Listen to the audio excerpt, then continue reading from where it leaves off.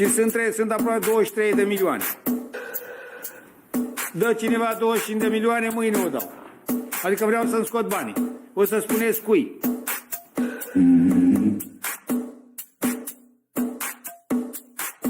Trebuie riscat.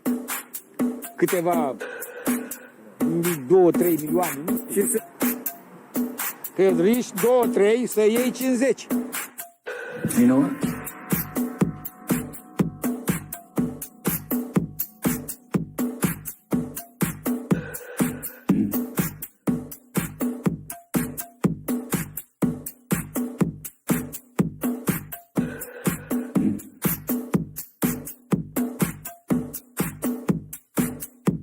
Eu am trecut pe multe bombe, gloanțe, mitraliere, toate am trecut, bombe atomice, le-am trecut și unde sunt viu. I'm not leaving.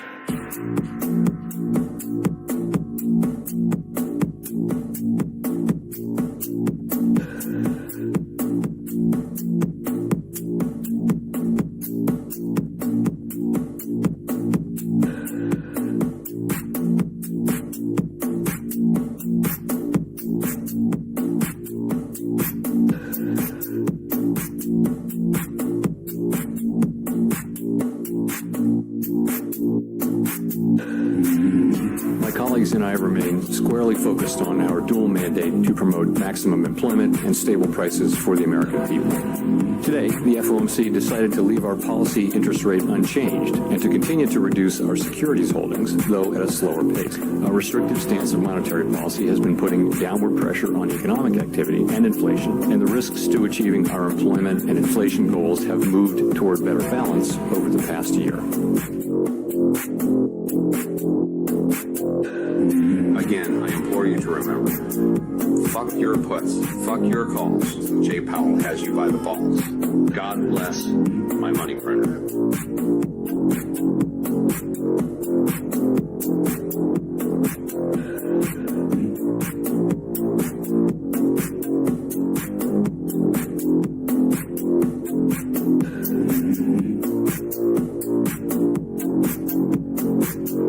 You know what?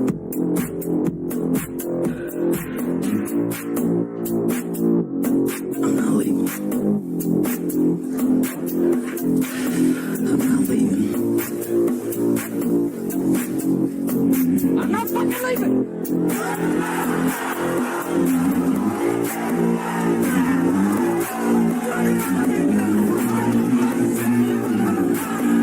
The show goes on. This is my home. They're gonna need a fucking wrecking ball to take me out. So no way. There ain't so no way. There ain't so no way. There ain't so no way.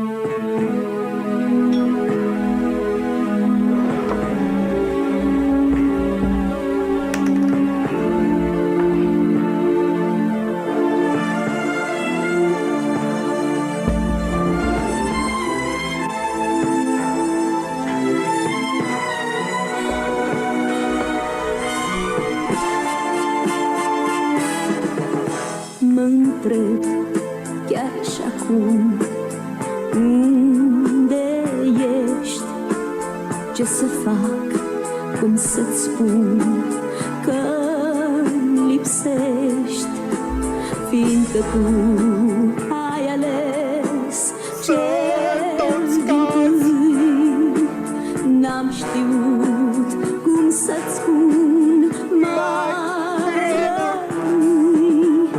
Cum se duc și se duc banii mei, cum răsar și aprind criptomonedele,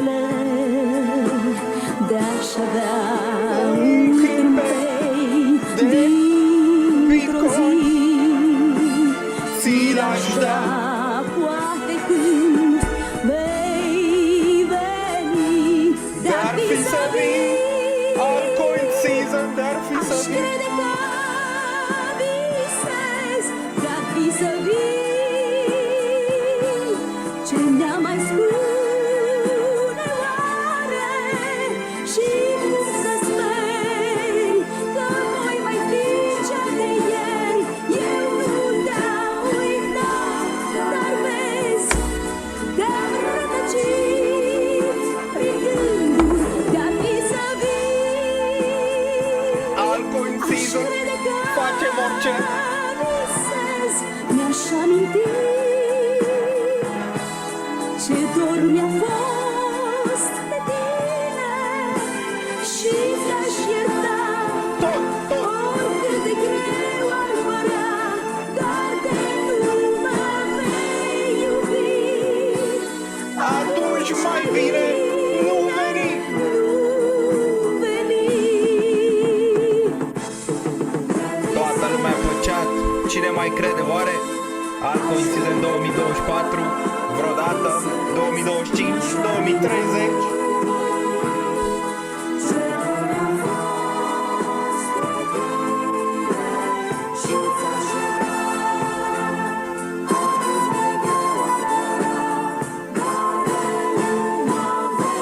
Iubi,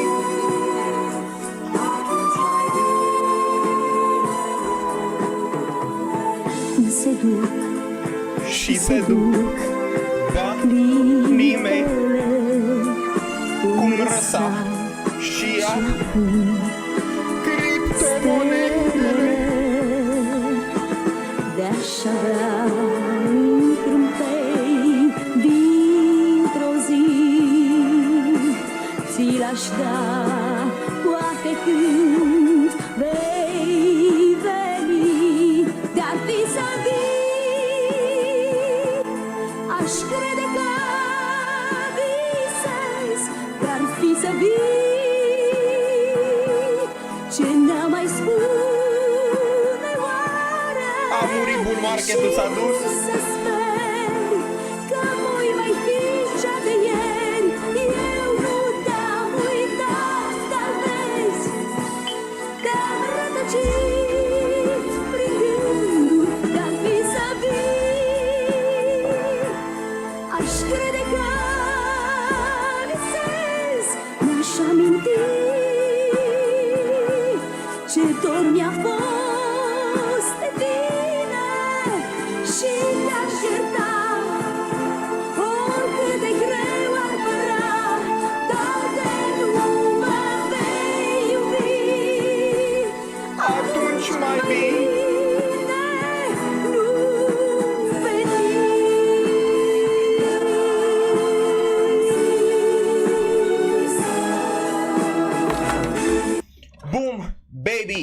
Suntem live, seara de cripto, episodul 34 din sezonul 7. Magie, vrăjitorie, mergem iar la zero. De ce? De ce cripto s-a terminat din nou visul frumos? Începusem anul atât de bine și ce să vezi acum, Bitcoin a început să scadă, dar durerea mare nu e la Bitcoin, care încă este destul de sus, peste zona de low, care a făcut undeva la 15.000, era undeva la $57.000. Durerea mare vine din partea altcoinurilor, care, ce să vezi, depresie. Suntem în zona de depresie. Dacă ne-am întrebat acum ceva timp, suntem în zona de raliu ratat sau suntem în zona de depresie? Intrăm în zona de depresie, ce să vezi, ce să nu crezi, pare că piața merge în zona de depresie. Există oare vreo speranță în momentul de față pentru altcoinuri? S-a terminat ciclul, nu s-a terminat, toată lumea acum este în depresie. Pe internet, pe Twitter, pe toate astea, toată lumea este în hate, deoarece aveau așteptări prea mari, nu știau riscul, mai ales pe aceste altcoinuri, în momentul când investeau în ele și aveau așteptări mult prea mari. S-a mai întâmplat asta vreodată? Desigur că s-a întâmplat, e ca într-o matrice. Pentru cei care uitați de ceva timp aici la aceste live-uri, știți că parcă este o matrice de multe ori. Am văzut asta și în 2019, am mai văzut asta și în 2021 la un moment dat și vedem asta și în 2024.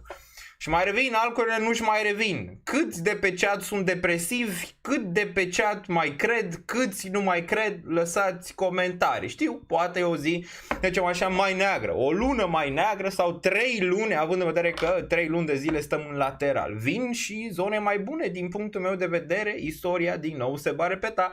Și cei care nu vor plânge că ce s-a întâmplat și vor avea un plan și vor executa planul ăla destul de bun și vom vorbi despre asta imediat, vor culege din nou roadele, deoarece cred că intrăm într-o nouă zonă de acumulare macro foarte, foarte bună. Nu cred că s-a terminat, să zicem așa, bull market-ul, el pentru altcoinuri nici măcar n-a început pentru cele vechi, având în vedere că suntem în zona aia de acumulare de presie, deoarece zona aia poate să dureze ceva timp, da? Când se termină zona respectivă, de cel mai multe ori când Bitcoin menține all-time high-ul. Momentan Bitcoin nu a menținut all-time high-ul, nu există lichiditate, nu există apetit de risc în momentul ăsta pentru piață, nici măcar în bursă. Chiar dacă bursa a făcut all-time high, încă nu există apetitul ăla de risc, dar din punctul meu de vedere, istoria se va repeta și va reveni. Dar clar că nu poate ajunge toată lumea acolo și am zis, investițiile nu sunt ușoare, nu sunt deloc ușoare câteodată. Mulți au zis, mamă, ce noroc, ce noroc, ce noroc, nu e niciun fel de noroc. În final, cine ajunge, să zicem, în zona aia să facă bani din partea de investiții,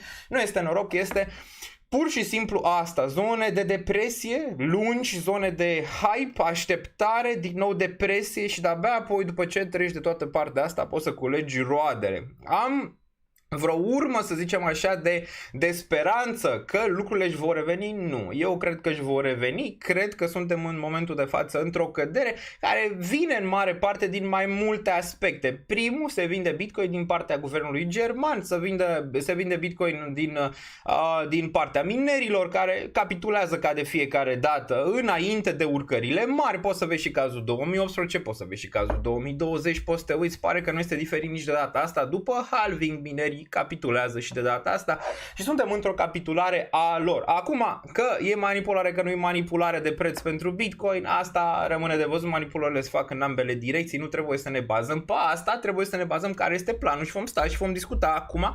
Ca Tanco o să fim aici în fiecare săptămână, facem live-uri și de 3 ori dacă este nevoie, niciun fel de problemă. Eu cred că o să ne revenim, numai că momentele astea nu sunt ușoare și nu au fost nici în trecut ușoare, deoarece lumea nu mai crede, vezi?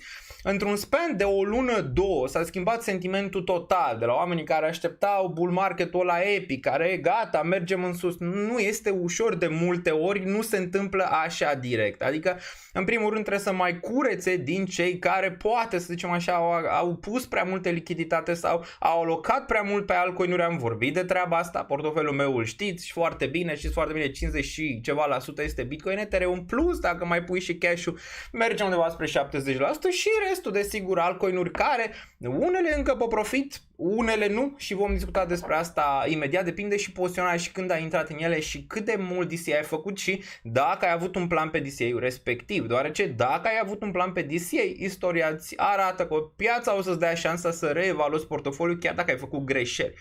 Acum știm foarte bine că dacă faci greșeli, singurul care nu e vinovat ești tu, întotdeauna trebuie să găsești vinovați în stânga și în dreapta, că ăla. În primul rând trebuie să ne uităm să vedem ce s-a greșit și ce se poate face bine în continuare, deoarece trebuie să fie renunți, adică fie ieși, nu te mai interesează, cum au făcut mulți în cazul din 2018, cum au făcut mulți în 2021, în 2022 și tot așa. Fie treci peste moment și înțelegi mai mult din partea de investiții și treci peste, înțelegi nivelul de risc, înțelegi procentajele din portofoliu, înțelegi toate chestiile astea despre care noi am discutat. Nu puteam să vă bag în traist, adică pur și simplu am discutat despre ele, v-am zis că poate mulți dintre voi vă asumați riscuri mari neavând profilul de risc ridicat. Dacă nu poți să digeri momente în care piața, și v-am zis, gândiți-vă ce s-ar întâmpla că piața e minus 50%, plus 50%.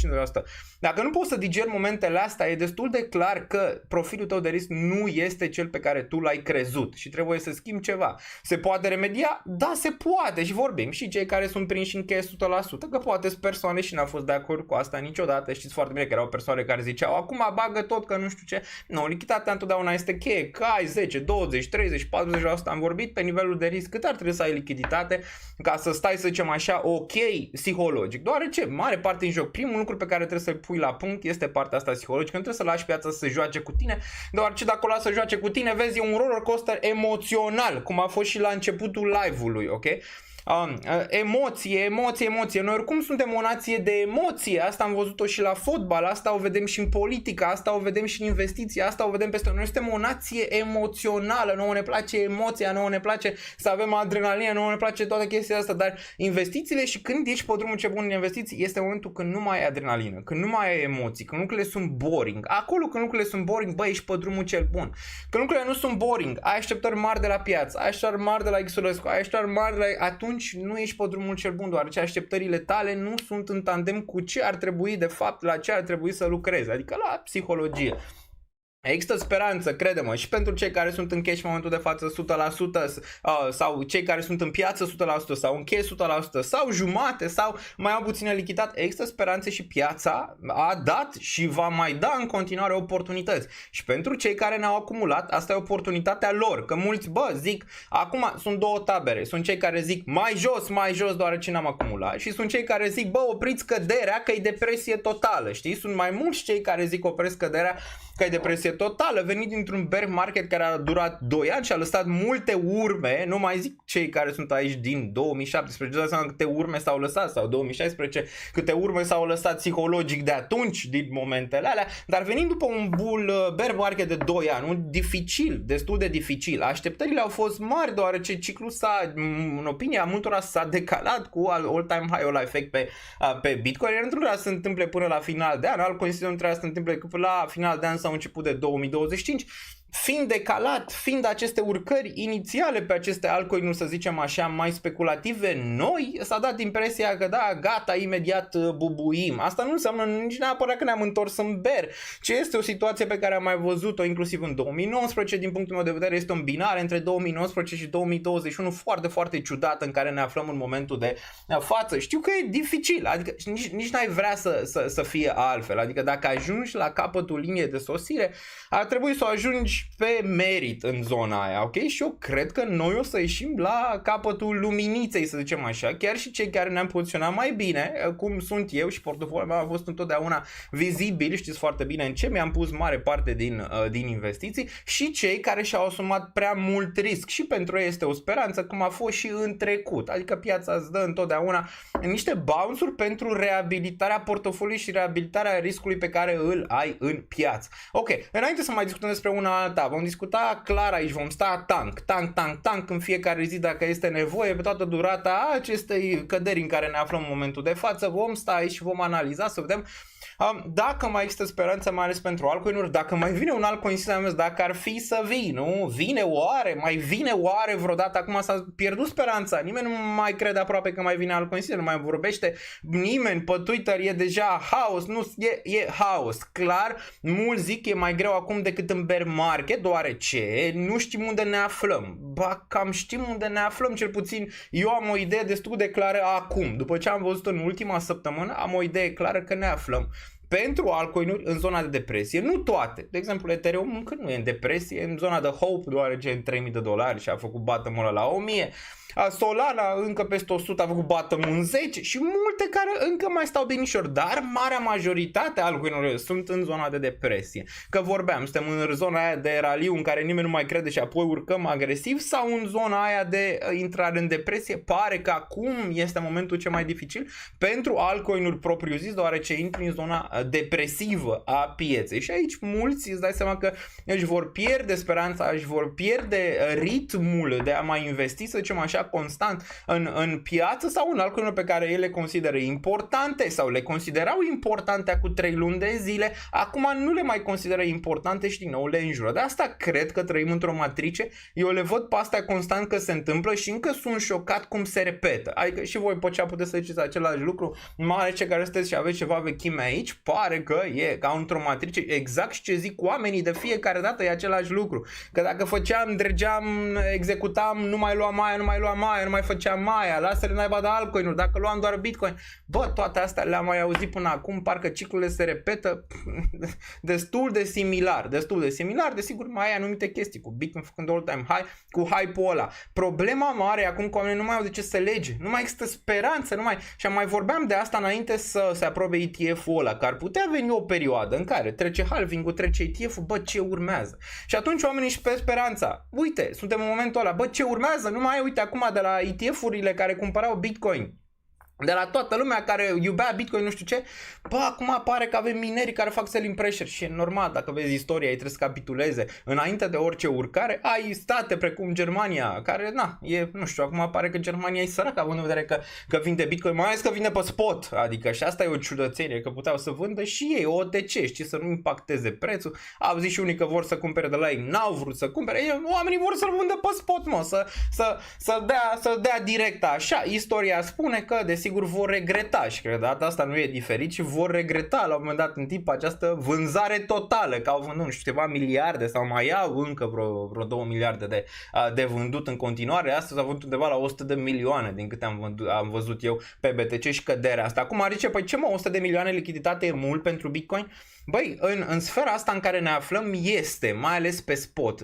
De ce? V-am mai explicat. Nu există un volum mare, nu mai e Bitcoin pe exchange-uri, e puțin. Bitcoinul care dă prețul în momentul de față nu e prea mult, e sub 1 milion, vreo 800.000 de Bitcoin toți care dau. Îți dai seama, dacă vine unul și vinde mai mult și nu există buyer, deoarece suntem pe o zonă de asta, un pic tampon, după ce a avut prima urcare pe bull și da, Bitcoin a trecut de zona de hope și e mult mai sus în regiunea asta pe Wall Street decât altcoinurile. Bitcoin n-a luat un 30%, a luat astăzi minus 9%, ceea ce nu s-a mai întâmplat de vreo 200-300 de zile din câte țin eu minte.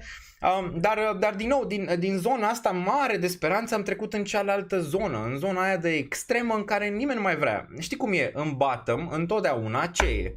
E greu să cumperi corect și e ușor să vinzi. În bottom, mamă, știi cum e? Gata, vindem, nu mai cumpărăm acum. În top, e invers. N-ai niciun fel de motiv să zici, mamă, aș vinde ceva. Nu, mai repede în top din nou, faci invers, cumperi. Adică ai toate motivele din lume, ai toate ETF-urile, toată lichiditatea, vin toți actorii, bam, hai să cumpărăm și. Deci în top ai toate motivele să cumperi, în bottom n-ai niciun motiv să cumperi, ai toate motivele să vinzi.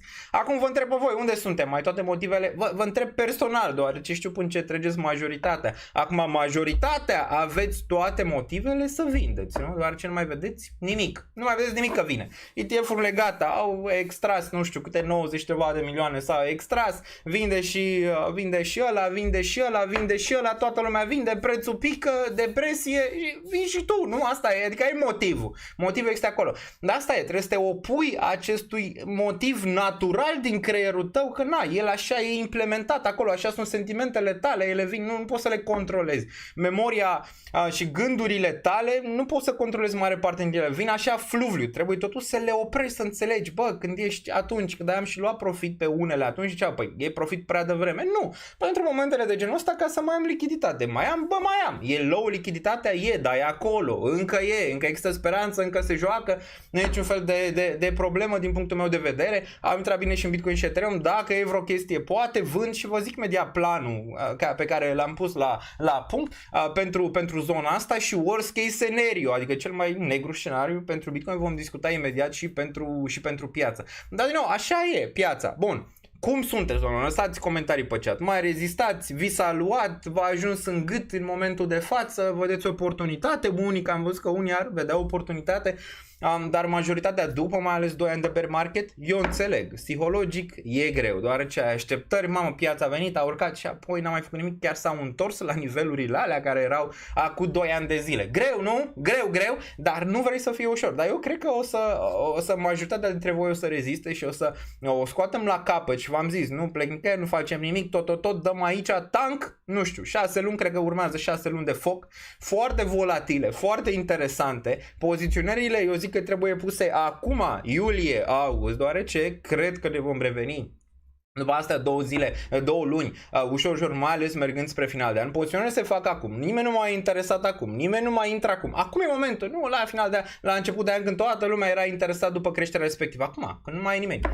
Acum, mai este hate pe EGLD Daniel. Păi cred că le-a ajuns și hate-ul, nici nu mai se gândesc, adică au lăsat-o moartă cu E-Gold, adică nu mai e nimic acum cu E-Gold, dar E-Gold s-a ținut bine și mențin, chiar dacă suntem în zona de depresie, majoritatea altfel probabil vor face low-uri, ușor, pe neștiute, până nimic, deoarece nimeni nu vrea să cumpere low-ul, nimeni, adică e greu să cumperi low-ul, e greu, întotdeauna e greu să cumperi low-ul, întotdeauna e greu să vinzi stop-ul, întotdeauna. Bun, e oportunitate, dar parcă nu mai e dorință să cumpere. Exact. Gândește-te de ce. Dorința mare de cumpărare era când era TIA la $20 și toate alea creșteau. De ce atunci și nu acum? Asta e întrebarea. Asta e întrebarea din creierul tău pe care trebuie să o analizezi, trebuie să o notezi ca data viitoare să înțelegi când se repetă, deoarece ciclurile se repetă. Că vorbim de cripto, că vorbim de acțiuni, că vorbim de orice altceva. Ok, ele se repetă. Și v-am zis, voi fi aici, parcursul ăsta, când el se va termina, să zicem, și vom avea și altcoin season-ul, deoarece cred că îl vom avea. Acum îți dai seama, așteptările iară sunt mari, că toate vor performa, nu neapărat. Asta e bine să ai și pe altcoin-uri niște împărțiri acolo, cu mai multe zone de DCA, cu scăderea prețului mediu pe care cred că toată lumea care are un plan încearcă să o facă în momentul de față și vom discuta despre asta. Cred că se va întâmpla și v-am mai explicat de ce cred că se va întâmpla. VC-urile deja își fac planul pentru final de an, început de 2025. Vedem ce se întâmplă acolo. Interesant e dacă vom mai vedea o capitulare înainte. Eu zic că luna asta pentru Bitcoin ar putea fi bottom. După ce observ pe piață, poate să oprește ăștia. Ar trebui luna asta Germania să oprească din vânzare, că nu o să mai aibă la infinit de vândut Bitcoin și atunci lucrurile ar putea ușor să-și revină. Volumele nu sunt mari. Acum e cu duș întors. Zici, bă, volumele nu sunt mari, poți să zici că poate urmează o capitulare mai mare pentru a putea, cu volume mai mari pentru a zice că e capitulare, nu? Sau poate zici, bă, uite, volumele se vinde totuși cu volume destul de mici, nu există Bitcoin pe exchange, când se va termina, rachetă, știi? Și se va întâmpla, vezi data asta. Când Bitcoin va pune bottom-ul, cum l-a pus și în 2021, cum l-a pus în prima fază atunci, știți foarte bine că a pus în 30.000, s-a dus în 69.000 imediat, după ce pusese topul la 60, dar s-a dus foarte rapid. Asta va fi la fel. La fel când a pus și în 2020, la fel când a pus și în trecut bottom-urile, nu topurile, bottom-urile, că subsolul, și data asta va fi la fel. Adică oamenii nu mai cred, nu mai își amintesc acum că Bitcoin poate să crească în 3 săptămâni, să facă 2x în 3 săptămâni. Nu mai, îți dai seama că nu mai, acum toată lumea e în declin sau altcoin-urile că poate să facă 5x în 2 luni, adică nu mai se crede asta, se crede că nu o să mai crească niciodată, ceea ce din nou venim spre o zonă bună. Știu că pentru unii poate e negativă, dar zona overall, dacă o privești din punctul ăsta de vedere, băi, e o zonă bună, în care trebuie să fii foarte atent la ea.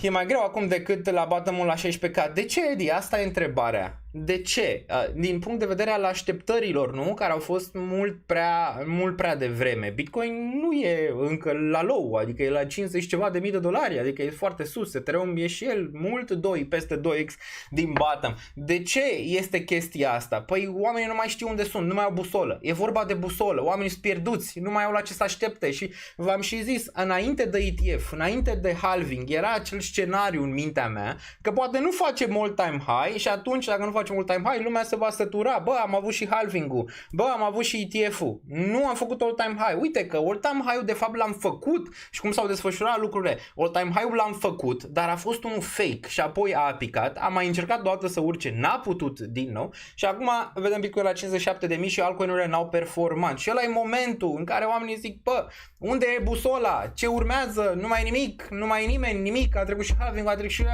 și ce urmează? Păi o zic eu, infuzie de lichiditate, care probabil va veni din tăierea de dobânzi, care poate să vină ulterior cu capitulare sau nu rămâne de văzut. Eu am mai zis, dacă tăiem dobânzile și Bitcoin este în cădere și piețele în cădere, n-aș zice că mai urmează o cădere, ci ar putea marca un subsol, mai ales pentru 3-6 luni de zile și apoi creștere foarte, foarte frumoasă. Depinde unde suntem. Acum bursa americană din nou este mincinoasă, deoarece 7-10 companii duc acest raliu pe S&P și pe Nasdaq, restul nu fac nimic. Uite-te la ETF-ul Cathie Wood care este în bottom, dar abia acum formează un bottom. Deci ETF-ul lui Cathie Wood, ăla care este super speculativ, exact ca altcoin-urile și cripto, dar abia acum formează bottom-ul. Deci poți să te aștepți că la un moment dat în timp și aceste acțiuni mici speculative vor performa și ele după ce au performat toți giganții ăștia și aceștia vor pune topul la un moment dat în timp și asta se va răstrânge și în cripto când va veni zona aia de lichiditate. Ducem lipsă de lichiditate pe partea de risc. Există doar lichiditate pentru asset-urile safe, cum ar fi Bitcoin, cum ar fi Ethereum, cum ar fi Nvidia, cum ar fi Microsoft, dar restul suferă la nivel planetar, adică la nivel de toate piețele. Bun. Păi nu vine nicio tăiere anul ăsta. Alexandru nu se știe dacă nu vine sau nu. Șansele sunt să vină. Per probabilități, șansele sunt să avem o tăiere în septembrie. Acum avem și Jerome acum. Eu nu cred că poate să reziste fără o tăiere. Vorbim și despre alegeri, deoarece Biden este aproape să nu mai participe și v-am zis că, îți dai seama, democrații caută un alt candidat să ia locul, deoarece e destul de clar că Biden nu prea poate să ajungă. Acum Casa Albă a negat faptul că Biden s-a retrage, dar e destul de clar că ăștia caută pe altcineva, cineva care poate să stea în picioare și să vorbească. Bun, cum sunteți? ARK, exact. Uitați-vă la ARK. ARK îți arată, să zicem așa, adevărul din partea speculativă din bursă, un fel de altcoin-uri dacă vrei să le iei așa. UiPath, da, s-a întors în bottom UiPath, sunt doar câteva, să zicem, astea mai micuțe care au performat. PLTR este ceva care arată destul de bine. Bun, busola noastră toate. Deci busola este așa, domnilor, pe care o văd eu. Bă, eu pot să greșesc și am mai zis-o pe asta. Adică eu nu știu de influencer care să mamă, știu exact ce fac. Bă, pot să greșesc. Am mai greșit și o voi mai face. Adică nu la asta se reduce, să zicem, partea de investiții. Se reduce dacă ești transparent sau nu ești transparent. Păi eu am fost cât de transparent am putut eu. Și cu decizii bune și cu decizii proaste. Dar asta e, adică asta înseamnă de fapt să fii transparent. Nu poți să ai doar decizii corecte. Important e pe termen lung să le ai bune. Asta contează și să fii stabil. Sunt stabil emoțional în momentul de față? Bă, da. Mi se pare o perioadă dificilă? Da, e o diferență. Una e să nu fii stabil emoțional, una e să pară o perioadă dificilă. Este o perioadă dificilă, chiar și pentru investitorii un pic mai vechi în piață este o perioadă dificilă, deoarece trebuie să iei decizii. Și vorbim despre decizii. Asta e de fapt, să zicem, partea dificilă, că trebuie să te gândești la scenarii și la acțiune. Ce acțiune faci dacă prețul face X și prețul face Y? Și vom vorbi imediat. Și pe Bitcoin și pe altcoin. Asta e de fapt partea dificilă, că trebuie să vezi poziționarea, nu neapărat psihologic. Aia nu mi se pare, adică mai ales după ce ești și ai trecut prin ceva de piață. Acum psihologic nu, deoarece împărțirea mea a fost una bună pe portofoliu, cum am mai explicat. Bitcoin, Ethereum, Solana, BNB, care au stat destul de bine, altele mai prost, dar astea au avut pondere mică în portofoliu. Știți foarte bine că lucrurile oricum nu depășesc nici măcar în portofoliu de bază un 5% din pondere, deoarece asta e. Eu sunt investitor de risc median spre scăzut. Ăla e. Acum depinde și tranzacționezi, depinde și câți bani bagi. Acum la bani. Mulți ar zice, păi dacă bagi 100, 200, 500 de mii, bă, nu contează. Pentru cineva, $1000 poate să fie bani mulți. Adică asta e, trebuie să te gândești dacă pentru tine sunt bani mulți și ce se întâmplă dacă se întâmplă X și Y, am mai vorbit. Și așa poți să rămâi stabil emoțional. Acum, v-am zis că vorbim, cei care au făcut greșeli și au băgat în top toți banii și acum nu mai au lichiditate. Există speranță și pentru ei? Bă, există speranță și dacă rămâneți până la final, o să vă zic că am mai făcut și eu greșelile astea mult în trecut, care ar fi opțiunile pentru persoana respectivă, deoarece există opțiuni din punctul meu de vedere, nu ca sfat financiar. Deci nu e chiar așa de rău dacă înțelegi, greșeala și dacă înțelegi ce trebuie să faci mai departe, când piața îți va da șansa. De exemplu, Tu ai băgat toți banii, ai avut 100.000, ai zis, bă, FOMO, nu vreau să ratez raliul. Ce dacă a zis Daniel Niță că nu e bine să bagi toți banii odată? Eu vreau să-i bag, asta e, am profil de risc ridicat. Mulți s-au gândit așa. Au băgat toți banii în raliul ăla, care de fapt pe altcoinuri a fost un raliu din partea aia de Anger. Și eu imediat o să o explic când mergem pe Wall Street Cheat Sheet. N-au băgat nici în Bitcoin, nici în Ethereum, au zis am high risk, bag toți banii acum, nu contează că trebuie să facem DCA în 3-4 zone, bag tot acum și acum, na, s-au văzut aici. Și acum zic, aoleu, ce s-a întâmplat? Că am luat minus 70% sau minus 60% sau minus 80%, habar n-am, am băgat 100.000, mai am 20.000, ce am făcut? Păi, în primul și în primul rând, trebuie să observi anumite nuanțe. Nuanța că riscul tău de fapt nu era unul ridicat, în primul rând. Și pe asta să nu-l mai repezi data viitoare. 2. Ai băgat prea mulți bani odată pe care nu trebuia să-i bagi. 3. Acum, în afară să te plângi, mai poți să faci următoarele lucruri. Pe următorul bounce care va veni, adică ești, nu mai poți, adică nu mai poți să bagi suma aia de 100.000, ok? Eu vă zic că știu toate nivelurile și toate tipurile de persoane care vin, bagă, fac greșeli tot așa. Nu mai poți să bagi 100.000. Ai vrea, nu? Ai vrea să, mamă, DCA, am luat ea la 15, la 10, de toți banii și acum aș vrea să iau și eu să-mi, la 4,98 în momentul de față pe tia. Dar nu pot. Opțiunile sunt așa, chiar dacă ce am mai făcut eu în trecut, acum mulți ani de zile când am trecut prin zona asta, chiar dacă n-am mai avut atât de mare lichiditate, adică ea 100.000, tot mai aveam niște mărunțiși. Bă, băgam mărunțișul ăla. De ce? S-a simțit. Dacă durează 6 luni, de exemplu, durează 6 luni, până la final de an, tia stă între 4 și 10 dolari sau între 2 și 10 dolari până la final de an. Bă, și cu lichiditate puțină în astea 6 luni de zile, dacă acumulezi zilnic din moneda aia, tot poți să scazi prețul mediu. Să zicem că l-ai luat la 12, la 15, la 10. Poți să-l scazi spre 8, spre 7. Bă, se simte la un moment dat. Deci, chiar dacă nu mai ai lichiditatea aia mare pe care ai avut-o și ai băgat 100.000, tot sume mici care n-ai nevoie în fiecare zi ar fi ce aș face eu în momentul de față. De exemplu, 5 euro, 3 euro, 10, abar n-am. Bă, sunt de care n-am nevoie. Le-aș băga ca să scad prețurile alea medii la acele altcoin. În momentul când piața îți va da acel bounce care probabil va veni. Eu a zice că între 1 și 3 luni vom vedea un raliu. Când vine raliul ăla, tu trebuie să te gândești, ok, bă, eu chiar vreau moneda asta? Chiar vreau să țin atât de mulți bani în ea? Dacă răspunsul este nu, atunci piața ți-a dat șansa din nou să reabilitezi. Ce fac mulți atunci? De exemplu, ai luat tia la 10 și ai băgat toți banii tăi la 10, se întoarce la 10 și zice lasă că e bine, s-a întors și merge mai sus. Și apoi din nou îți mai dă încă o cracă, se duce la 6 și iarăși ești în fibrilație și nu mai știi să faci și poate atunci vinzi din pierdere. Cel mai indicat lucru e să reduci riscul în momentul când piața îți dă, să zicem așa, o șansă. Acum, că piața s-a dus mai sus, după tia se duce în 50, după și tu zici, mamă, ce-ar fost dacă aș fi lăsat? Mă, dacă se duce în 1 după, dacă se duce în 50 de cenți după ce s-a dus acolo, atunci ce faci? Asta e întrebarea. De asta există chestii pe care poți să le faci. Nu e atât de negru pe cât crezi. Așa credeam și eu în trecut. Mamă, cât de negru e. Bă, nu e. Piața îți va da raliuri, piața îți va da reabilitări, numai că trebuie să iei deciziile alea, știi? Și nu poți să le ia nimeni pentru tine. Tu trebuie să le știi. Tu trebuie să vezi greșeala. Tu trebuie să o tai. Tu trebuie să înțelegi ce ai făcut, ok? Asta dacă ești la asta în piață în momentul de față și nu mai ai. Nu, pur și simplu, nu mai ai cum să faci DCA în alea 3-4 zone care erau indicate mai ales pentru altcoin-uri. Adică pentru altcoin-uri să zici, mamă, bag în ăsta toți bani și bogat, nu merge așa. Adică nu merge așa, piața te pedepsește. Poți să ai noroc, am mai vorbit despre noroc. Norocul poți să-l ai, dar pe termen lung se simte diferența. Acum îți dai seama, eu având un profil de risc median spre scăzut, dacă piața de aici se duce rachetă, păi eu, ca și procentaje, nu o să fac ca cineva care are un risc ridicat. Asta e clar. Înțelegi ce zic? Adică nu o să am gain-urile alea 11 miliarde la sută, că n-am cum să le am pentru că profilul meu e profilul meu. Înțelegi? Eu sunt foarte împăcat cu asta și asta m-a ținut în viață pe toată durata bear market-urilor, bull market-urilor și toate chestiile astea de aici. Eddie, welcome to the moon. Ce barbă și-a lăsat Daniel, hai cu Vikings, o lăsăm până aici să crească, cred că dispare. Am zis că în România când este la campionatul european o tai mâine, cred că se poate. Hai cu ETH sub 3000, imediat vorbim despre alcool, imediat și mai vorbim și despre poziționare și despre multe alte chestii. Lucrurile niciodată nu sunt atât de negre pe cât crezi tu, înțelegi? Niciodată. Întotdeauna sunt opțiuni, chiar dacă ai greșit, sunt opțiuni. Important, notează-le. Notează greșelile, pune-le pe perete, notează-le. Bă, ce greșeală am făcut? Uite, am băgat în moneda asta, care de-abia să listase, să listească pe aia, am băgat toți banii în ea. Păi nu e bine. N-am mai păstrat nimic. N-am băgat și eu 50%. Am fost greedy, am băgat tot ce am avut. Și parcă nu e bine, parcă nu-mi place.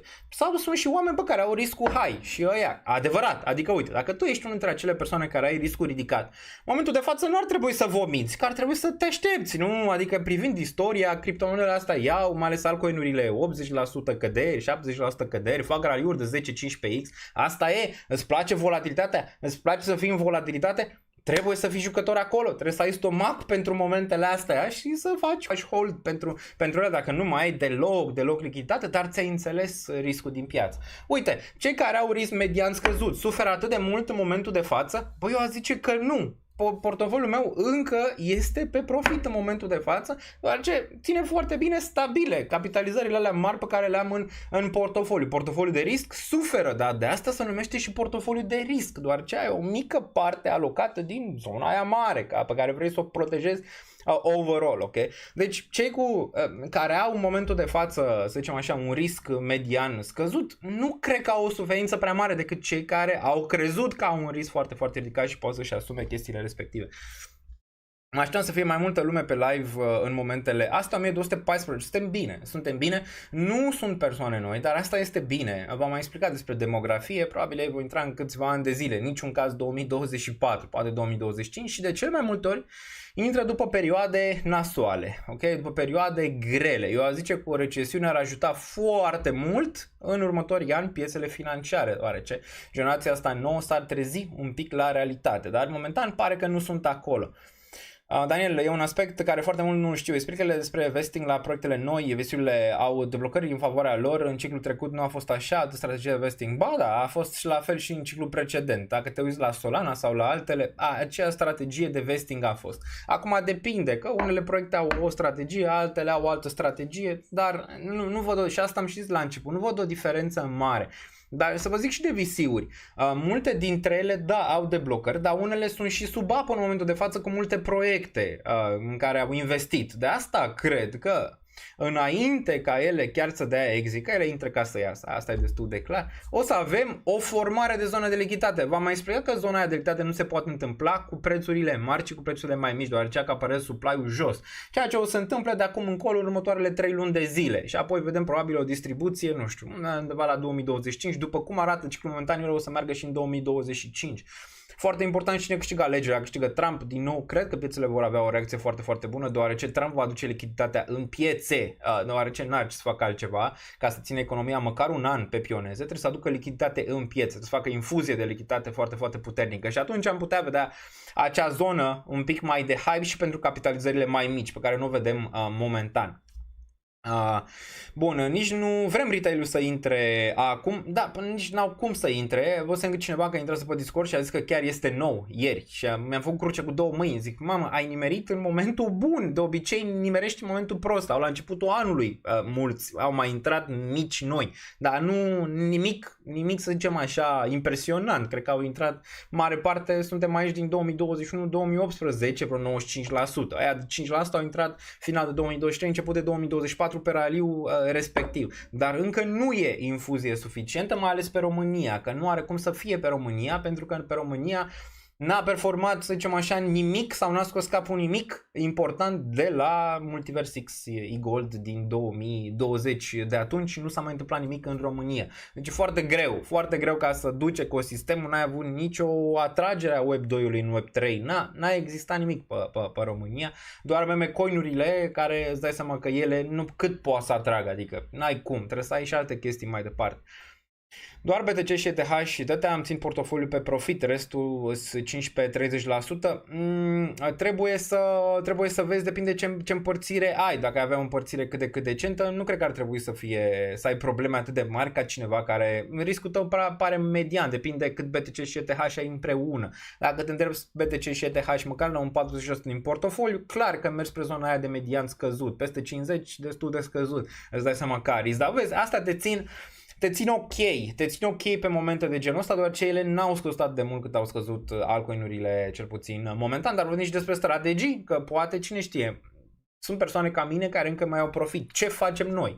Ce facem noi? Ce fac cei care n-au profit? Imediat discutăm, le puricăm, le luăm la puricat, îți dai seama, nu e ușor, dar nici nu vrei să fie ușor, ok? Și v-am zis că trecem aici împreună din nou peste momentul ăsta și când o să ajungem la final, când o să se întâmple și altcoin season-ul respectiv și o să fie și un exit și din partea mea și din partea multora, cel puțin pe termen scurt sau median, nu neapărat pe termen lung, doar ce nu o să facă exit total din Bitcoin sau din cripto, atunci o să-mi iau o vacanță reală de o lună de zile, doar în momentul ăla. Până atunci aici pe baricade și la final nu o să mai poată nimeni să zică din nou, bă, ce norocoși, nu e niciun noroc, eram în tranșee, eram pe burtă, am fost 2022, am fost 2023, am fost în toate zonele astea, bă, am fost acolo, nimeni, adică îi dai 2 palme, zici, bă, ieși acasă, că nu există nimic de noroc în toată treaba asta, e chestie de plan, de poziționare, de răbdare, de analiză zilnică sau săptămânală a portofoliului, de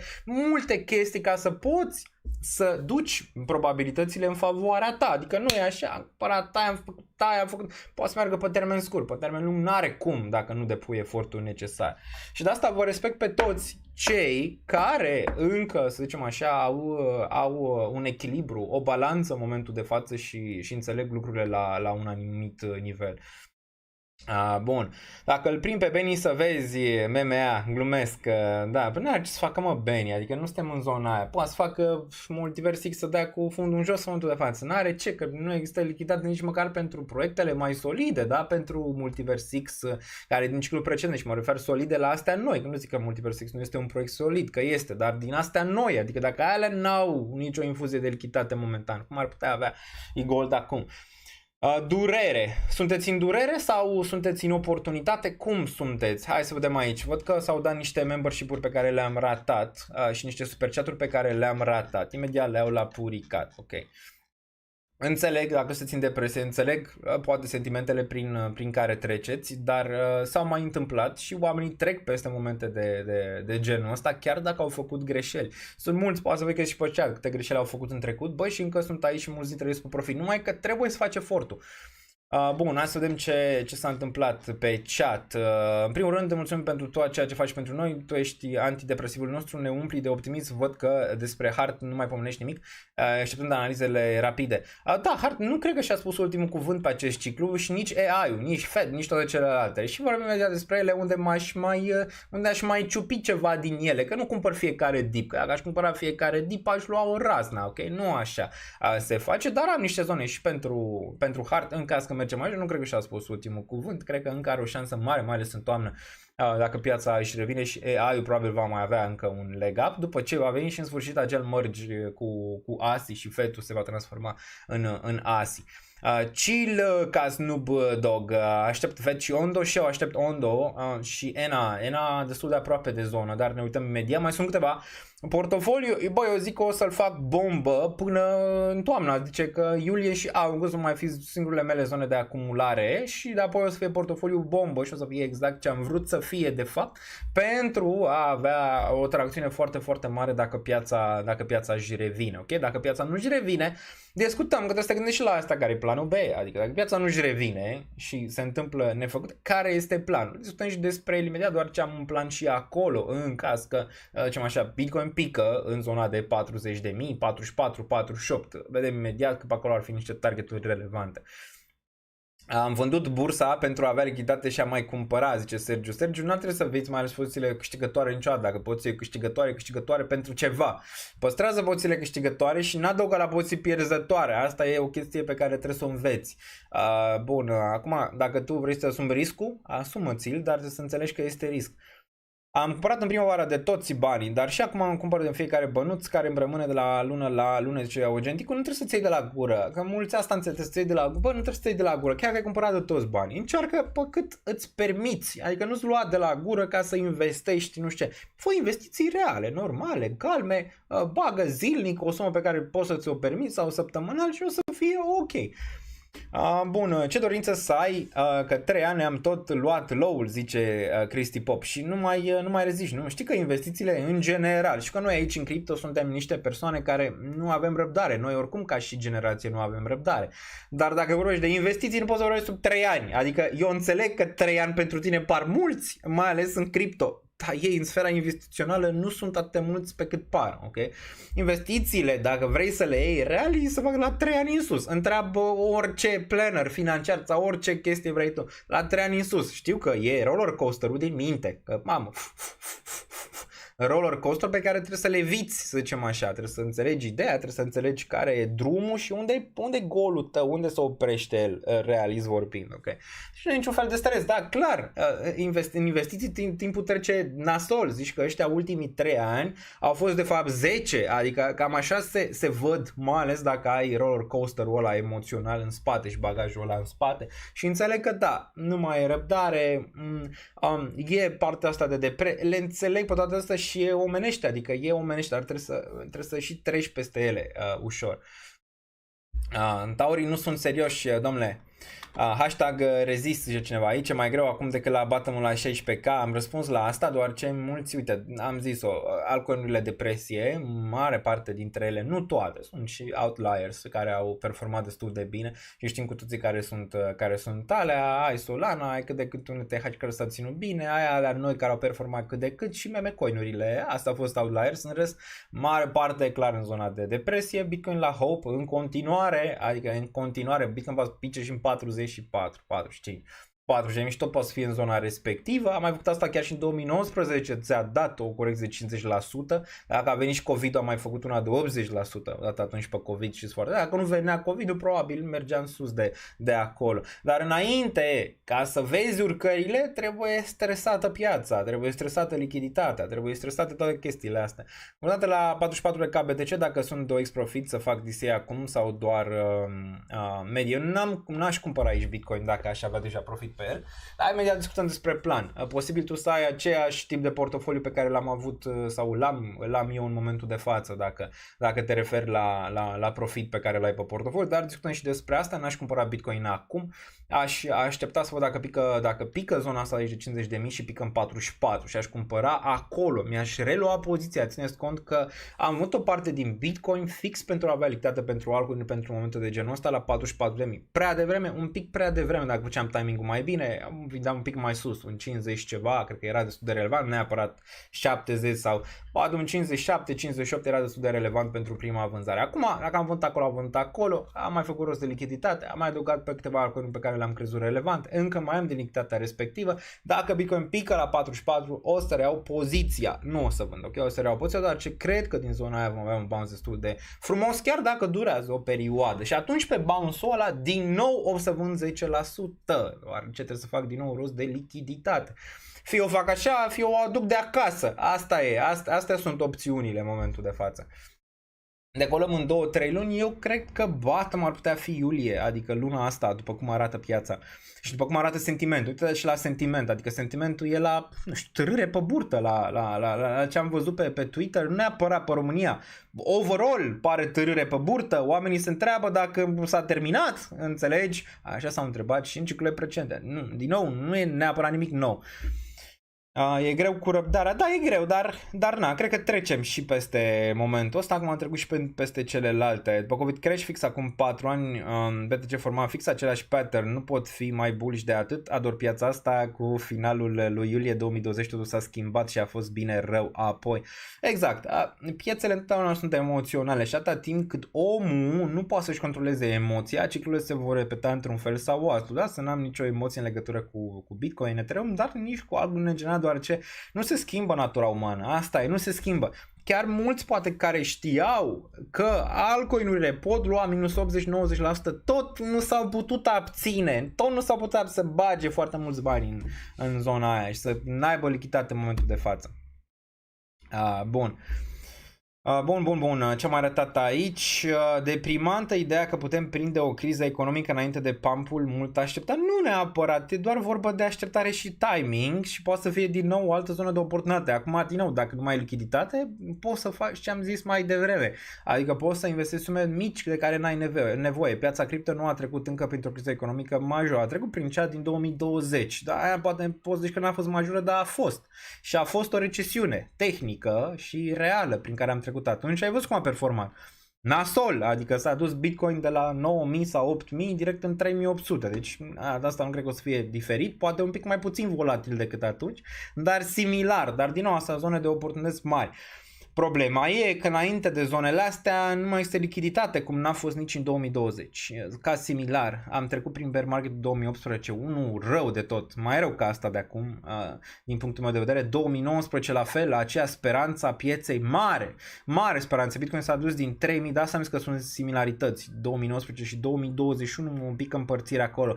Bitcoin s-a dus din 3.000 de dolari în 14.000, toată lumea și-a făcut speranțe că se întâmplă, altcoin-ul le-a făcut și ele la fel, din bottom au crescut și ele vreo 2-3x, cum a făcut acum Polkadot sau Theta sau altele, și apoi a venit din nou topul local pe Bitcoin la 14.000 când toată lumea era foarte bullish că mergem la 50.000 și multă lume a alocat acolo și lichiditatea s-a terminat. De fapt, aia era zona de anger de care avem parte și acum, într-un fel sau altul. Acum Bitcoin a făcut un fake all-time high, venit pe toate momentele astea, altcoin-urile la fel au făcut 2-3x, 4x din bottom, unele 5, unele 10, depinde la ce te uiți. Din nou retail-ul a băgat toată lichiditatea de care dispunea în ele în momentul ăla când s-a dus și acum apare că din nou, similar ca în cazul 2020, piața pedepsește acel early entry al retail-ului și important e că de asta e depresie de fapt. Trebuie să înțelegeți de ce este depresie. Lichiditatea nu mai există. De asta este depresie, ok?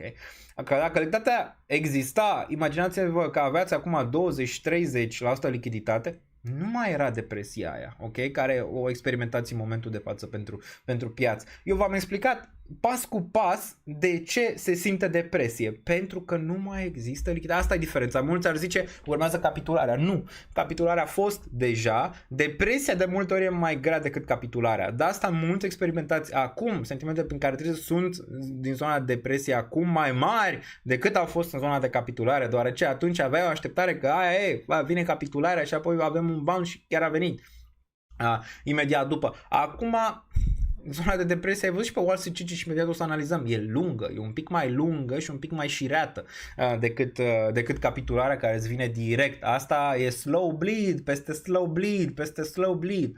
E grea și a fost la fel și în 2020 și acolo în 2020 ai văzut o capitulare, dar înainte de COVID piața oricum cădea, Bitcoin era deja minus 50% atunci. Ne uităm imediat. Bun. Te înțeleg, Ervin, înțeleg prin ce trece, am trecut și eu, Frix, spun același lucruri în ciclurile precedente și am supraviețuit. Dacă eu am supraviețuit, crede-mă că poți și tu. Eddie, welcome to the moon, sir, welcome to the moon. Bun, am văzut că s-au dat niște, cred că le-am ratat aici, imediat mă uit, niște membership-uri, mă uit imediat la activitate. Să văd dacă am ratat ceva, cred că s-au dat și le mulțumesc celor care au dat acele membership-uri, imediat mă uit de sus. Andrei Ștefan zice, minus 40% alți în cazul ăsta, zice Andrei Ștefan. Nu știu, credeai că alțurile nu pot lua minus 40%? Dacă ai riscul ridicat, ar trebui să fie ok, adică n-ar trebui să te strângi de stomac. Bun, Mr. zice no pain, no gain, sport la live, mersi. Da, uite, Mircea a dat 10 Danielință membership și mulțumesc lui Mircea și Adi a dat 5 Danielință membership aici. Da, Daniel, dacă BTC o să aibă 20% cădere în momentul de față, alți cât crezi că o să mai scadă? 40 sau mai mult? Nu neapărat. Am mai vorbit despre asta, nu înseamnă că dacă Bitcoin cade de aici, există și lichiditatea necesară pentru a împinge altcoin-urile mai jos, deoarece multe dintre ele oricum au căzut destul de mult, dar când mergem pe analiză explicăm și treaba asta. Adrian Badea, welcome to the moon. În primul rând mulțumim, gata, deja am ajuns aici, am ajuns la Cristian și am trecut prin toate. Băi, eu sunt șocat că încă aveți energia. Știu că ar trebui să aveți o energie low și e normal, după 2 ani de bear market, energia ar trebui să fie secată, până și eu la nivel de energie mai am câteodată, să zicem așa, ceva probleme, dar e normal, după atâta timp în aceste piețe, după atâta timp petrecut aici, poate așteptările erau mai... E normal să ai low energie, să simți un pic de depresie, nu e nimic anormal pentru momentul ăsta din piață. Dacă nu mai poți, cel mai bine e să faci un pas înapoi, o săptămână, 2 săptămâni, îți faci un auto-invest de $5, $2, 5, $3 acolo pe Binance sau pe alte exchange și te întorci peste 2 săptămâni fresh, știi? Ok, hai să vedem ce se întâmplă peste 2 săptămâni. Dacă ai acea tendință să fii mult prea, să te consume chestia respectivă mult prea mult. Bun. Îi mulțumesc Ioanei pentru super chat-uri, acum le-am văzut de la Ioana.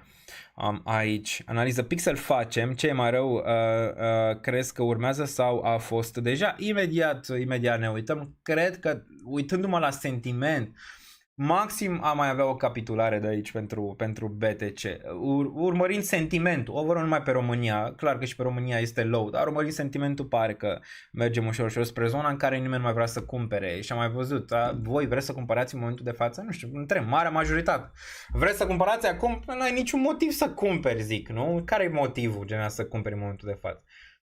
Deci aia e, deci pe scurt cumpărăm sau, păi, răspunsul uită-te la sentiment, adică când vrei, știi, să cumperi, când e sentimentul un hype și toată lumea vrea să cumpere sau când e sentimentul când nimeni nu vrea să cumpere, păi, cred că ți-ai răspuns singur la întrebare, adică uită-te la sentiment, uită-te pe chat, uită-te la sentiment, uită-te pe Twitter, uită-te în comentarii, intră pe Discord, ai Discordul jos, intră pe Telegram să vezi acolo discuții, așa, și atunci o să-ți faci o idee dacă este momentul în care vrea să cumperi sau nu. Bun. A venit aici cu ceva frumos, Bucur Ciupitu, cu un 50 de ani membership, frumos. Mersi Bucur, sper că ești bine pe portofoliu, sper că ai avut împărțirea corespunzătoare și suferința e mai mică în momentul de față sau spre deloc, sperăm pentru tine. Bun. Logica acum, păi când ai vrea la începutul anului când toată lumea era, unde mergem, targeturi, uite-mă că n-am mai zis nimeni target, am mai zis cineva target pe chat? Unde?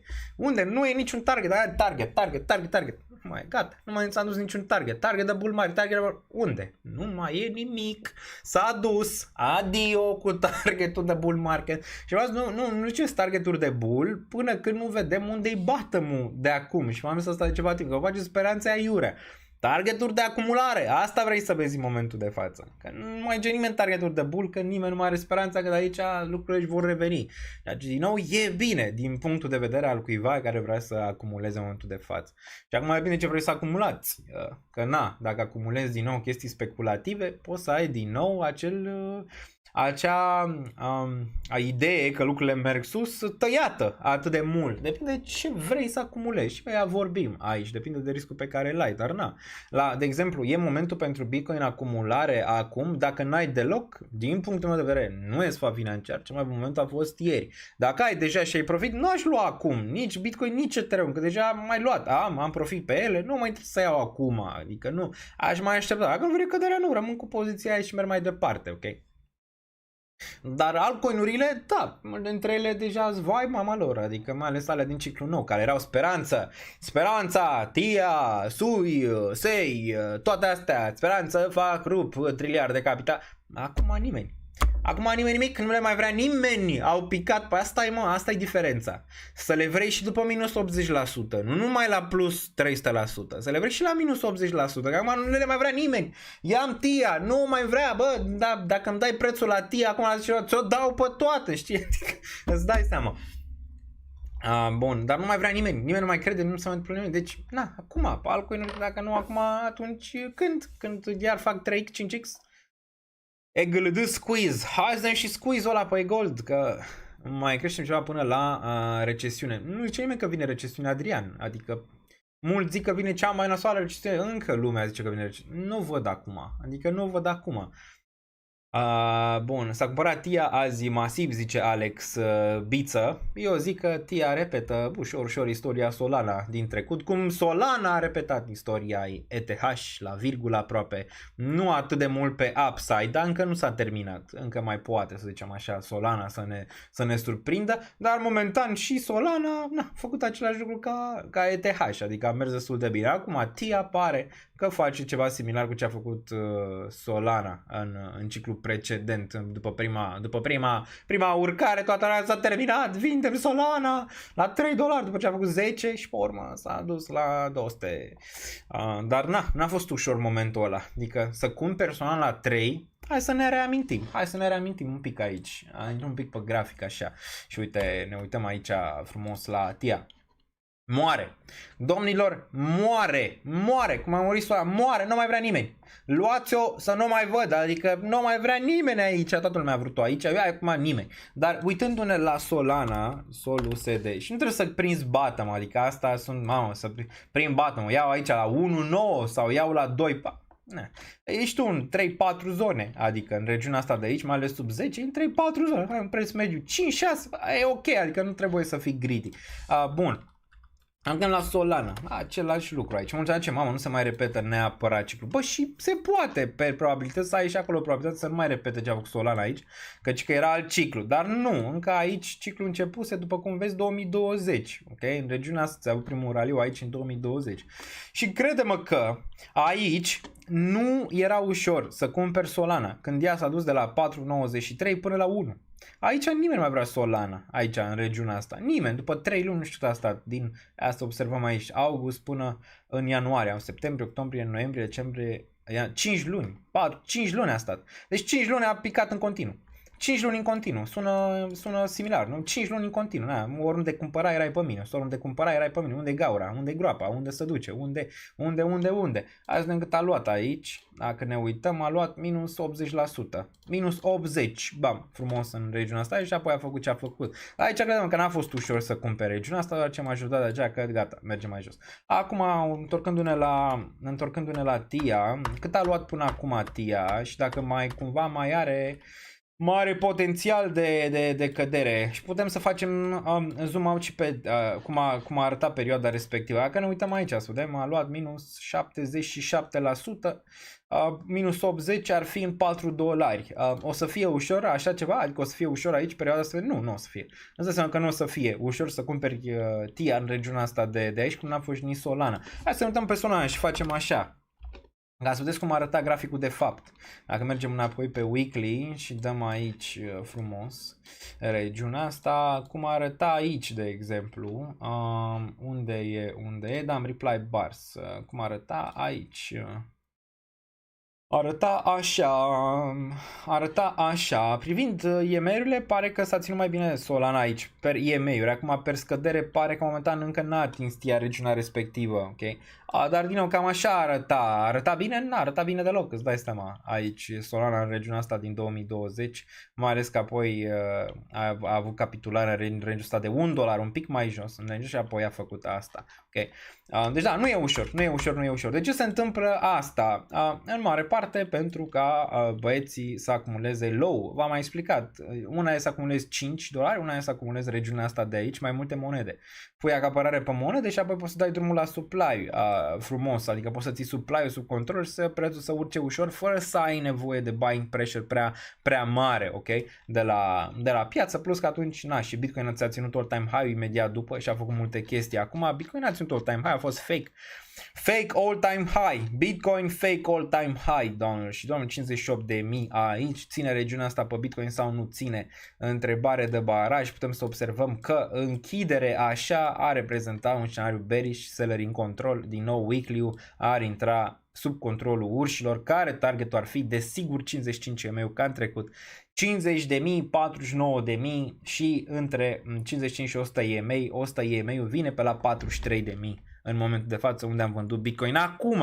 Acum, care e planul aici? Am mai acumulat ceva, acum nu dați foarte aproape, adică pe ăsta n-am mai acumulat, dați foarte aproape pe unele pe care le vom discuta imediat. Acum, poziția de Bitcoin încă în profit.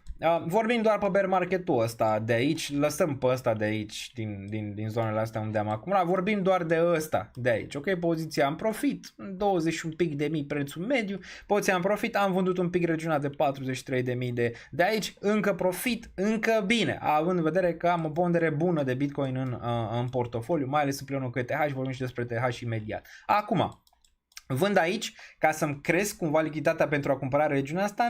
Nu, pentru că nu știu neapărat dacă vine în range-ul ăsta de aici, ok?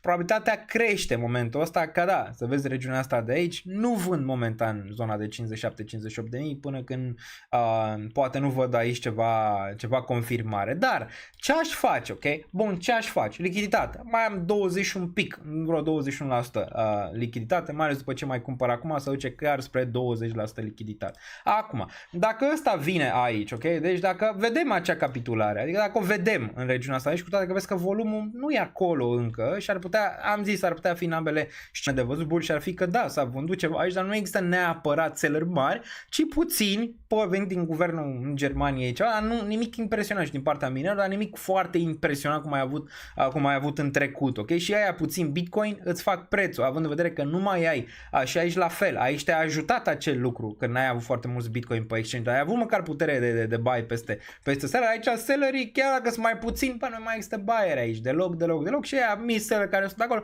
poate să ducă prețul mai jos. Acum, dacă ăsta vine aici, și imediat vedem cât a picat din top. Dacă ăsta vine aici, în regiunea în care am mai vorbit-o, între 42.000 și zona de 49, aici o să-mi reiau poziția vândut, aia de 10%.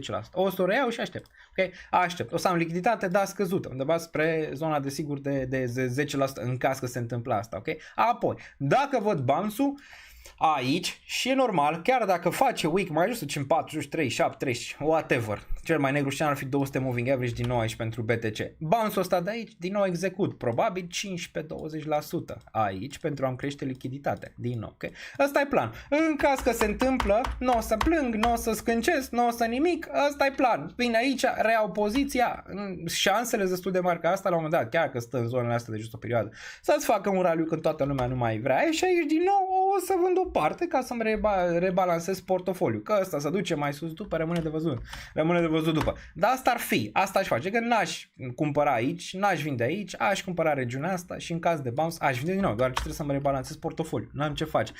Pot să mai zic, rămân cu 10% lichiditate și aduc după margine, că n-am mai infuzat lichiditate de ceva timp în piață și am jucat procentaje. Pot să zic, ok, aduc de acasă, ești ăsta un șa, aduc de la mine personal lichiditate și îmi cresc acea lichiditate din cash, o cresc, zicem așa, din partea de saving și ce mai am eu prin alte zone. E și asta o opțiune, dar cea mai viabilă ar fi asta și cea mai ușoară ar fi asta. Pentru cei care, să zicem, sunt în scenariul meu, în care încă ai profit pe portofoliu, încă ai profit pe Bitcoin, încă ai profit pe ETH. Acum, ETH. La fel, la asta n-am vândut nimic aici la ETH. E pe primul loc în portofoliu, s-a ținut un pic mai bine decât Bitcoin pe ultima perioadă. ETH USD, ne uităm imediat. Ok, ne uităm imediat. Aici vorbim și cei care poate n-au lichiditate. Vorbim imediat ce opțiuni sunt. ETH USD pe Coinbase. Pe Coinbase aici. Bun, pe Coinbase putem să vedem cam același, nu există selleri masivi aici. Sellerii, putem să observăm același lucru. N-ai, adică pe weekly te uiți, n-ai încă sellerii mari. Ăștia mici care sunt aici poate să ducă prețul. Din nou zice că order book-ul este thin și când order book-ul este thin, adică n-ai mare lichiditate în el, poate să fie direct de aici, adică odată ce vine lichiditatea, dacă vine o lichiditate de pe ETF-ul mai mare, poate direct să-ți ducă din nou range-ul ăsta similar în sus, la fel și pe Bitcoin, adică am în vedere că order book-ul este thin în momentul de față. Uitându-te aici, ce ai vrea să vezi? Vrei să vezi închidere de weekly și avem live duminică, vrei să vezi închidere de weekly peste 3239, Bitcoin peste 60.000 și un pic, neapărat, ca să salveze. De asta încă nu mă pronunț, dar șansele pe Bitcoin cel puțin, Ethereum încă arată mai bine și structural dacă te uiți la daily. S-a atins 200 moving average, Bitcoin, imediat ne uităm, a atins și ea 200 moving average, e un pic sub, ți-a făcut week sub 200 moving average, structural, nu e încă rău. Ți-a dat tot dump-ul ăsta, tot pump-ul ăsta de aici pe ETF, ți-a dat înapoi, ok? Și vorbeam, dacă vine scenariul ăsta de aici, eu mă așteptam să mergem mai sus, ceea ce e drept. Și analiza respectivă a fost greșită, adică nu, ne dăm la întors, ok? Mă așteptam să meargă mai sus înainte de ETF, în regiunile astea de aici de 4400 și de-abia apoi să aibă corecția de rigoare înapoi în 3500. Nu s-a întâmplat X aici la Daniel Niță, nu i s-a dat lui Daniel Niță ce a vrut, a venit abia în zona de 3976 și de aici ți-a pus un top local sub regiunea asta de aici, unul în scădere și acum se tranzacționează aici. Planul era, dacă mai țineți minte, dacă nu faceți scenariul ăsta, este să mai reacumulez din nou, dar vreau să văd sub 2876, adică aici. Vreau să-mi confirme de tot zona asta și apoi zona asta de aici între 2800 și regiunea de 2600 o să fie următorul meu buy pentru ETH. Da, nu renunț aici la ETH, chiar mai adaug un pic la poziție dacă este nevoie. Acum, cu Bitcoin, cu USD, rămâne de văzut cu ce adaug aici, dar probabil o să adaug la poziția asta de ETH și câteva procentaje aici în range-ul ăsta, dar încă nu e atât de rău, aici ceva, nu e atât de rău cum e Bitcoin, adică Bitcoin acum trage piața în jos destul de mult, nici weekly-ul încă nu e atât de rău până când nu închide sub 2876. Și ziceam, dacă ETH să ține mai bine, putem vedea un dublu subsol aici, cu Bitcoin mergând în 49-50 de mii, asta făcând doar dublu subsol la 2800 și asta ar fi un scenariu foarte, foarte bullish, mai ales pentru ETH și acea rocadă pe care am făcut-o între Bitcoin și Ethereum ar da roade în momentul ăla, dar până atunci nu. Acum, cel mai negru scenariu aici pentru ETH, și vorbim și despre Bitcoin, ar fi să vină în 2000-2100 regiunea asta de aici pentru ETH. E oboseat? Bă, s-a mai întâmplat și în trecut în cazurile precedente, aici, de exemplu. Acest dublu bottom din regiunea asta 80 s-a dus până în 324 și apoi s-a întors în 92. Se poate și asta, adică se poate să vezi range-ul ăsta. Mai jos n-aș zice, adică să faci un dublu subsol mai larg în 2025 aici până în 1000 și ceva, dar n-aș zice, adică n-are rost să ne gândim la asta având în vedere că trendul încă este prietenos și trendul încă este up aici pentru ETH. Ceva divergențe putem vedea, am putea vedea la un moment dat, putem să vedem că RSI-ul face aici, încearcă o divergență bună pentru ETH și atât timp când nu pierde regiunea asta de aici de 2844 reală. Problema este stocasticul aici pentru ETH și ăsta ar putea forma aici la un moment dat o divergență în favoarea ETH și stocasticul încă pare că mai are un pic de căzut. De asta, uitându-mă la acest stocastic pentru ETH, el poate ar trebui să ajungă în range-ul ăsta de aici pentru a vedea un bottom. La fel și pentru BTC. BTC-ul a cam ajuns poate spre regiunea aia, dacă ne uităm pe stocastic aici. A ajuns în zona aia în care poți să te gândești, dar și ăsta mai are un pic, ok? Clar că suntem în range-ul de jos, ceea ce este bine. Oscilatorul ăsta a fost resetat. Putem să vedem aici în august, în care era în acea zonă 17, cât era prețul aici în august? Ia să ne uităm un pic. În august, ia să vedem cât era prețul BTC în august. Cred că pe aici, pe undeva, nu, august, ia stai așa. August, stai să punem o linie aici ca să vedem exact la ultima retestare. Cât era prețul aici, mă interesează, august 2023, ia să vedem. Păi la un stocastic similar, prețul era aici și se făcea bottom în range-ul ăsta, undeva la 25.000. Momentan suntem sub regiunea aia, dacă te uiți pe stocastic aici, suntem sub regiunea respectivă și prețul e la 58.000. Din nou un spectru bullish. Nu mai zic că dacă atinge range-ul ăsta aici, nu am mai văzut din mai 2022. Adică acest oscilator s-a resetat cu prețul Bitcoin, așa aici vorbim de weekly, cu prețul Bitcoin care e dublu. Ceea ce din nou nu e în spectru bearish deloc la nivel macro aici pentru BTC, chiar dacă vine în regiunile astea de jos, ok, pentru el. Acum, RSI-ul ar mai avea aici ceva de mers până în 45, deci poate mai are ceva. MACD-ul din nou poate intra în spectru bullish, deoarece ți-a resetat foarte, foarte mult din MACD, ajungând în zona asta superioară, ți-a resetat și de asta zic că ar putea fi o îmbinare între 2019 și 2021, mai ales pe MACD, dacă observăm aici ce s-a întâmplat. La fel, aceeași resetare aici pentru MACD, Bitcoin căzând din zona de $60.000, știți foarte bine atunci în 2021 cu acel trade epic pe care l-am avut, căzând în zona de $28-29.000 și apoi făcând din nou all-time high. Ține cont că all-time high a venit cu un MACD foarte, foarte scăzut față de precedentul, aici a fost din nou all-time high. Putem să vedem ceva similar, poate încă o mică capitulare aici și apoi am putea vedea în sfârșit poate topul pe acest ciclu care ar putea veni cu Bitcoin la 100 de K plus aici pe acest raliu secundar pentru MACD. De obicei topurile Bitcoin așa le pune, putem să ne uităm și în ciclurile cât de cât precedente aici, 2019-2018, ok? Bun. mai ales când banii instituționali sunt în joc, ca în cazul 2021 putem zice că e mai mult ceva similar ca aici. Bun, și aici ai fi același lucru dacă ne uităm, bam, foarte, foarte agresiv, aici mult mai agresivă regiunea asta cât range-ul ăsta de aici pentru BTC în care ne aflăm în momentul ăsta, ok? Bun. Uitându-ne la micro, uitându-ne un pic la micro, 200 moving average testat aici pentru BTC, parcă avem destul de sus și ziceam, nu e posibil, având în vedere că era pe aici ultima oară, era pe la 48, 46, când Bitcoin era până în regiunea asta, i-a stat suficient timp aici în lateral, care ar fi durerea acum? Durerea ar fi bounce din nou din range-ul ăsta și pare că asta vrea Bitcoin în momentul de față, bounce din nou din range-ul ăsta de aici, 56.000, după ce s-a făcut din nou dublu top aici în range-ul asta. Doar ar fi asta. Doar ar fi înapoi în 70.000, poate un pic peste 75 și apoi asta, ok? Durerea maximă ar fi asta, deoarece sunt mulți shorts în momentul de față și aici ar fi lichidat foarte, foarte mulți în regiunea asta și apoi mulți ar lua lungărea și ar fi lichidat și aici, dar abia apoi poate mutarea reală, mergând spre zona aia de final de an, octombrie, noiembrie, decembrie, poate început de 2025 când Bitcoin face 100.000.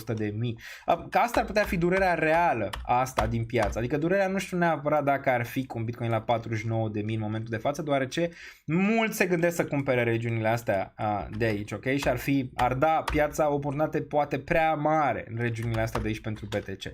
Dar dacă i-ar induce în eroare aici și ar forța din nou să cumpere range-ul ăsta și de-abia apoi ar face mutarea asta și asta, ar putea fi scenariu câștigător pentru market maker și pentru balene în zona asta. Pare că din nou Bitcoin luptă aici, luptă. E lupta, vedem și volumul de pe Coinbase, ai ceva seller aici în range ăsta, dar din nou nimic, nu ai volum. Dacă te uiți la volum, uite la volum aici, dacă ne uităm pe volum, da? Ai volum mai mare aici când Bitcoin a picat în 39.000 sau poate regiunea de 39.000 aici în decembrie 2020 decât aici, adică uite-te, volum de sell. Asta nu mi se pare un volum, să zicem așa, de luat în calcul negativ momentan aici sau pentru, nu știu, neapărat o capitulare, dar am vorbit de scenarii, poate să fie și. Mulți ar zice că urmează de fapt capitularea de ce n-ai volumul, nu neapărat.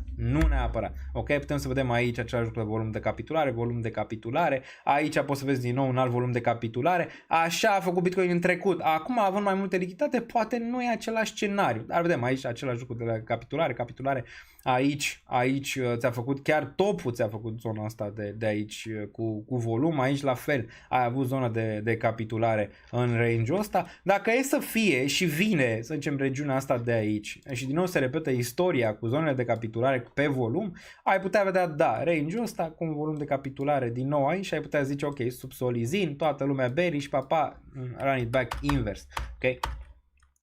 Dar momentan pare că cel mai scenariu în cărți este bounce-ul în momentul de față pentru BTC. Țineți cont că bursa americană este închisă astăzi, este 4 iulie, ziua Americii, ok? Ceea ce interesant, nu bursa crește, acum bursa are pauză să vinde Bitcoin. Mai înțelegi ceva? Bă, nu mai înțelegi nimic și guvernul german vinde fix din nou iarăși astăzi. Pe guvernul german. Dar din nou pare că din nou, când dăm pe timeframe-urile mai mici, încercăm o divergență bullish aici, oare pentru BTC, ia să urmărim.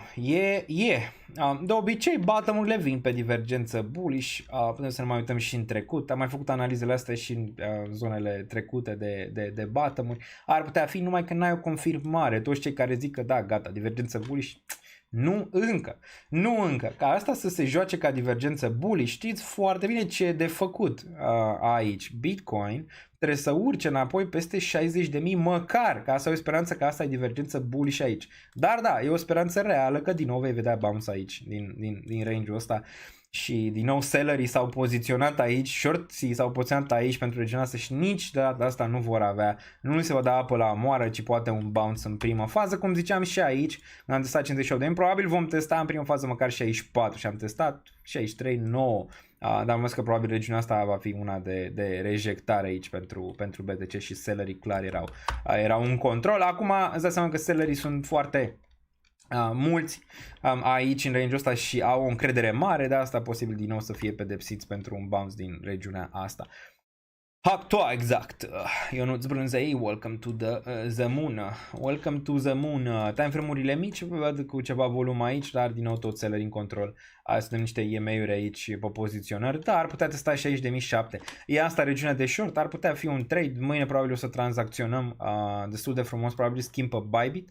Pentru termen scurt, n-am avut timp să mă uit ce s-a întâmplat pe Binance, cu credite trebuie să-mi activez, un pic ciudat, pentru zona tranzacțională de mâine probabil o să folosesc Bybit și văd ce se întâmplă cu Binance după și ăsta a avut un impact asupra futures-ului european în care nu mai pot să tranzacționez pe Binance decât prin credite, e un pic mai ciudat, oamenii n-au înțeles încă cum se face și de asta poate a avut și zonele astea de altcoin-uri care au capitulat sau capitulează și ne uităm imediat la ele. O oră și 23 de minute în acest live. Rămâneți aici deoarece încă nu s-a terminat live-ul și mai stăm măcar o oră. Măcar o oră aici deoarece avem multe de analizat mai despre altcoin-uri, ok? Bun. Da, cred că zona asta viabilă de posibil short aici peste 60.000, 68, trebuie să ne uităm și în stânga aici un pic, ar putea fi cât de cât viabilă, din nou nu e aici nimic sfat financiar, vezi wicks-urile astea din stânga, de aici ar putea fi cât de cât relevant cu stopul, desigur, peste regiunile astea de aici superioare, fie regiunea asta de aici, ține cont că astea sunt scalpuri pe care încerc să le fac aici. Toate trade-urile mele sunt anunțate, au fost anunțate încă din 2023. Tot ce am tranzacționat din 2023 până în prezent pe partea de scalping au fost anunțate toate. Luna trecută am avut o poziție, vedem ce se întâmplă și luna asta pe partea de tranzacționare, mai ales că piața e cum e, poate marche mai mult pe partea de tranzacționare, dar asta ar fi un range, să zicem așa, interesant aici, pentru că sunt șanse ca asta măcar să-ți dea range-ul ăsta de aici pentru un bounce și vedem, dacă face ceva de genul ăsta, vine aici, găsește corecție, face o minimulcare, apoi putem vedea regiunea asta de aici de 67.000 și din nou urși or să fie executați în range-urile de sus. Tia săraca s-a dus încă, dar nu mai vrea nimeni, dar eu încă o vreau și vă zic imediat unde o mai vreau. Nu mai merge level tip isolated, doar level cross.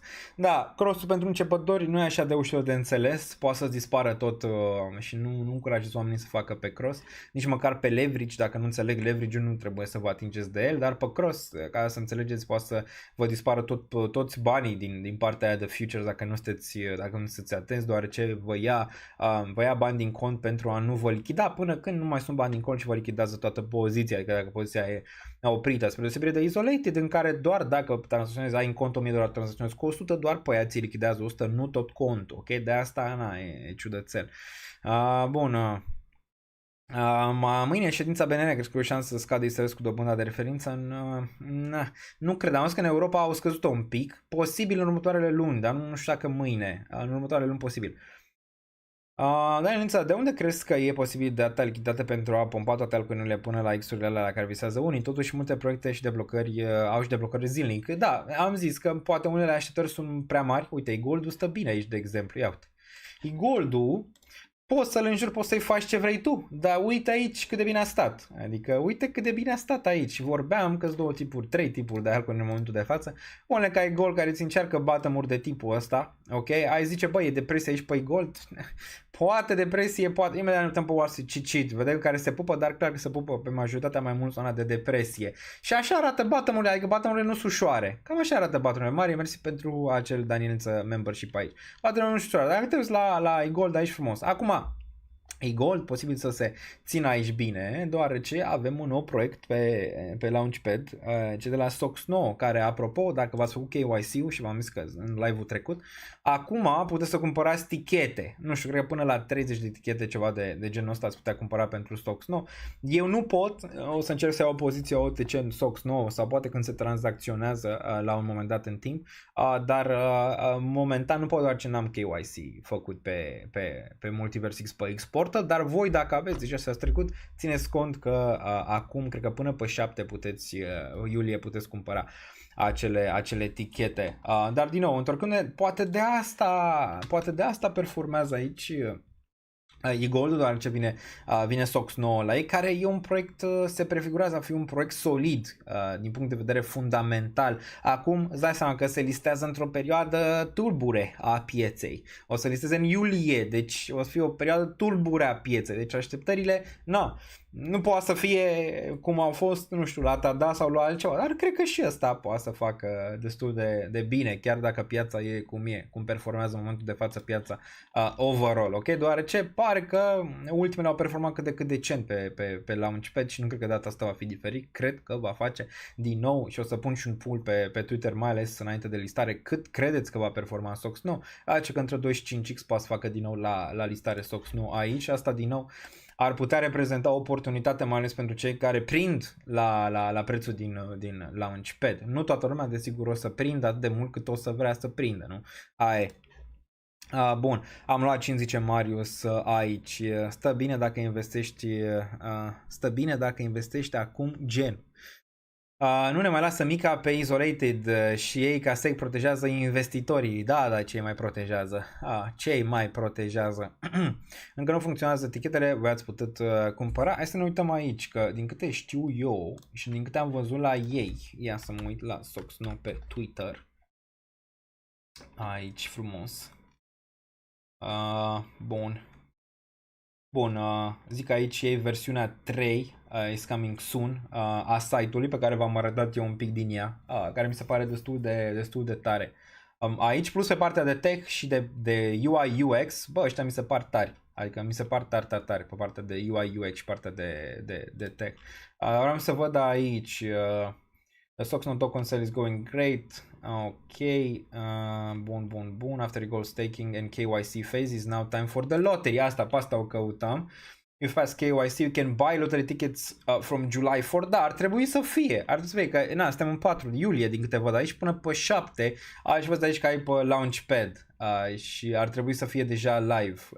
Lottery result și loteria va fi anunțată undeva pe zona de 8 iulie aici. Din nou, voi cum crezi că va performa asta? Clar că momentul, și ne uităm și pe X Launchpad aici, cred că au dat și ei vreun comunicat ceva, cred că momentul nu e chiar cel mai bun, dar având în vedere că selling pressure nu e decât din partea celor din Launchpad, că private-ul nu poate să vândă 7 luni, echipa nu poate să vândă 15 luni, ar putea fi cât de cât sub control. Ar mai putea fi, știu că ei mai sunt pe un alt Launchpad, sunt 2 Launchpad-uri pe care se listează.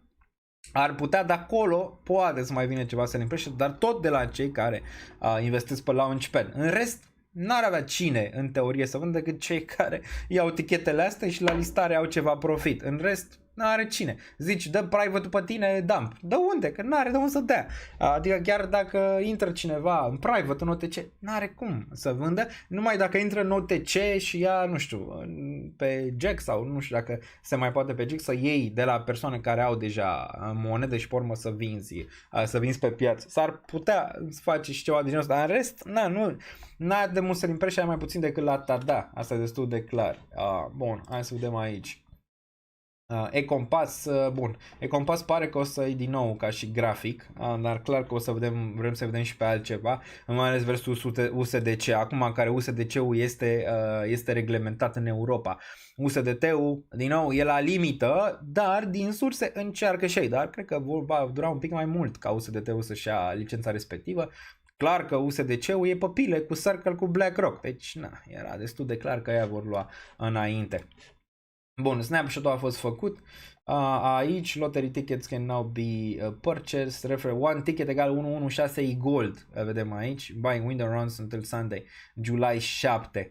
Aici pentru ei. Bun. Cum credeți că va performa? Credeți că va fi mai bine decât Tada? Va avea performanță inițială mai proastă decât Tada, dar se va ține bine pe termen mediu? Cum o vedeți voi? V-am zis teoria mea, cred că chiar în condițiile astea de piață tot ar putea face între 2 și 5x asta. Asta e concluzia pe care o am la listare. Apoi, dacă condițiile de piață își revin, ar putea performa mai bine. Dacă nu, probabil o să stea în lateral. Bun. Cam scump zice aici Cosmin Georgian, măcar să prind, știi, adică 1.6 gol pentru un tichet. nu e chiar atât de rău, având în vedere că e-gold e la $30 în momentul de față. Am luat 32 de bilete, zice MTZ, Asia a apărut, n-am văzut că a apărut, ar trebui, eu când au lotării îmi sune, păcănea, dar nu știu, loteria asta e un pic ciudățică și mecanismul, nu zic că e rău, numai că omul când aude de loterie îi vine în cap păcăneaua, exact, asta e. În ce mai aici că am mai prost ca da. Dar care e teoria din spate care ar performa la început mai prost ca da? Crezi că va performa mai prost ca da și pe termen lung sau doar la inițial?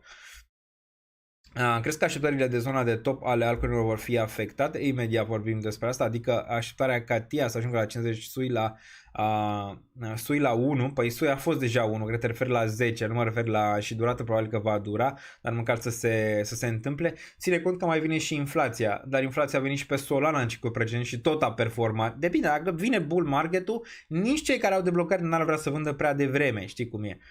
Axelar și SEI par destul de jos, da, Axelar sunt și eu pe el acolo, mă uit, sunt 90 la în piață, zice Popescu Marius, mai ai măcar 8% lichiditate, cam micuț, având în vedere procentul de lichiditate, ești într-un risc în momentul de față ridicat, depinde și ce ai, dacă ai Bitcoin Ethereum poate e median, depinde ce ai.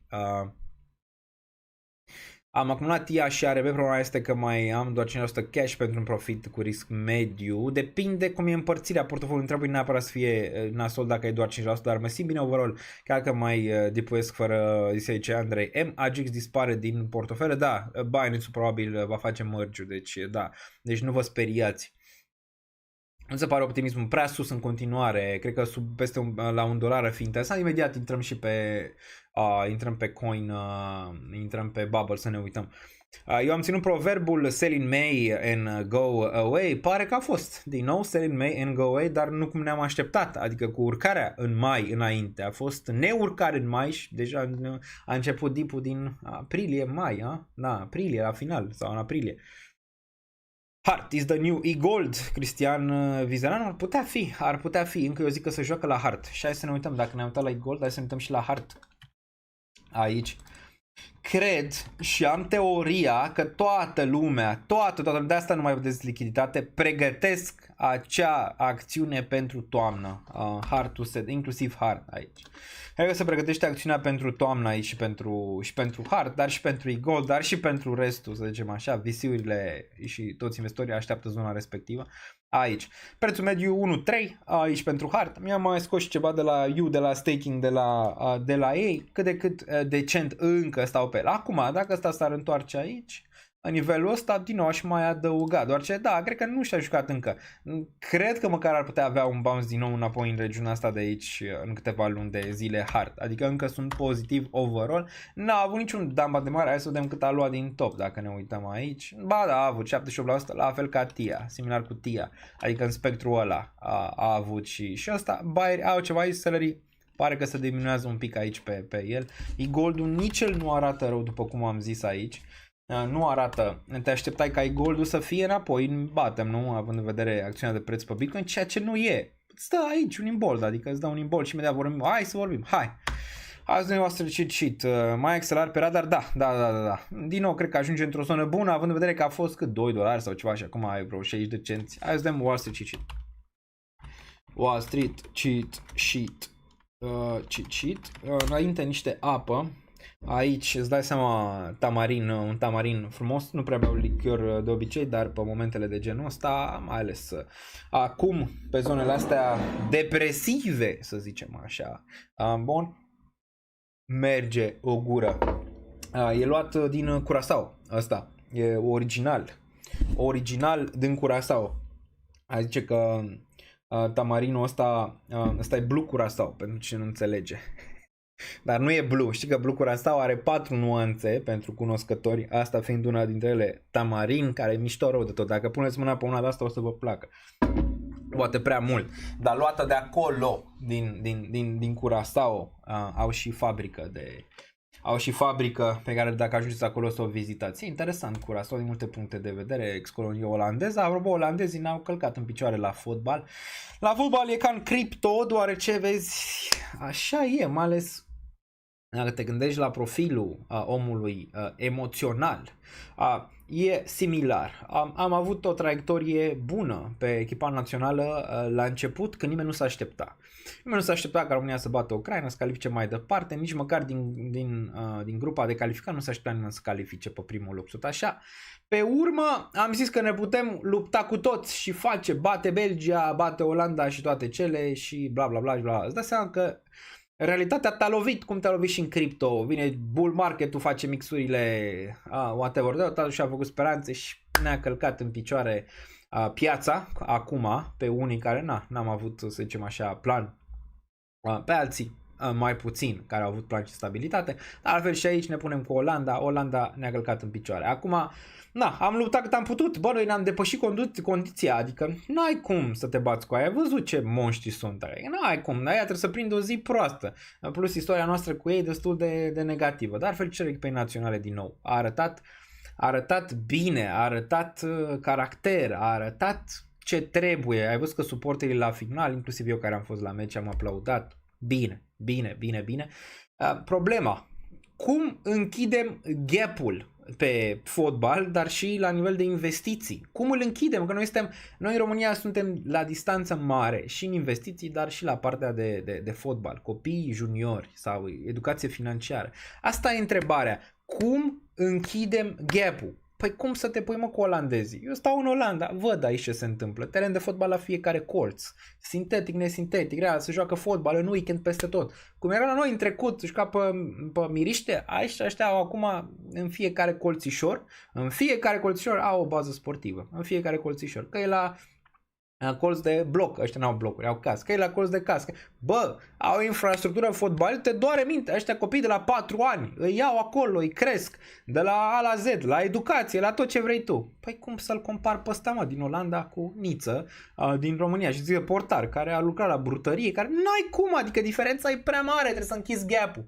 Trebuie investiție în fotbal, trebuie investiție în educație din partea guvernului, trebuie o strategie clară cum au văzut ca să poți să ajungi să te bați și financiar, dar și la fotbal, dar și în alte domenii. Păi noi facem eforturi, pentru că noi suntem oameni, ne naștem, să zicem, poate cu o genă mai calitativă, cu astea, cu emoție, o dăm din muncă, dar aia la un moment dat dispare, n-ai cum, știi, adică n-ai cum, te duci până unde, nu mai e cum, dacă n-ai de la 4, 5, 6 ani, dacă nu ai acea educație fotbalistică, emoțională, ăștia au toți aici, îți dai seama, dar și sunt strong din punct de vedere psihologic, au psihologi, au psihiatri, au tot ce vrei tu, de la 5, 6, 10 ani, că sunt crescuți pe o treabă, adică, aia e.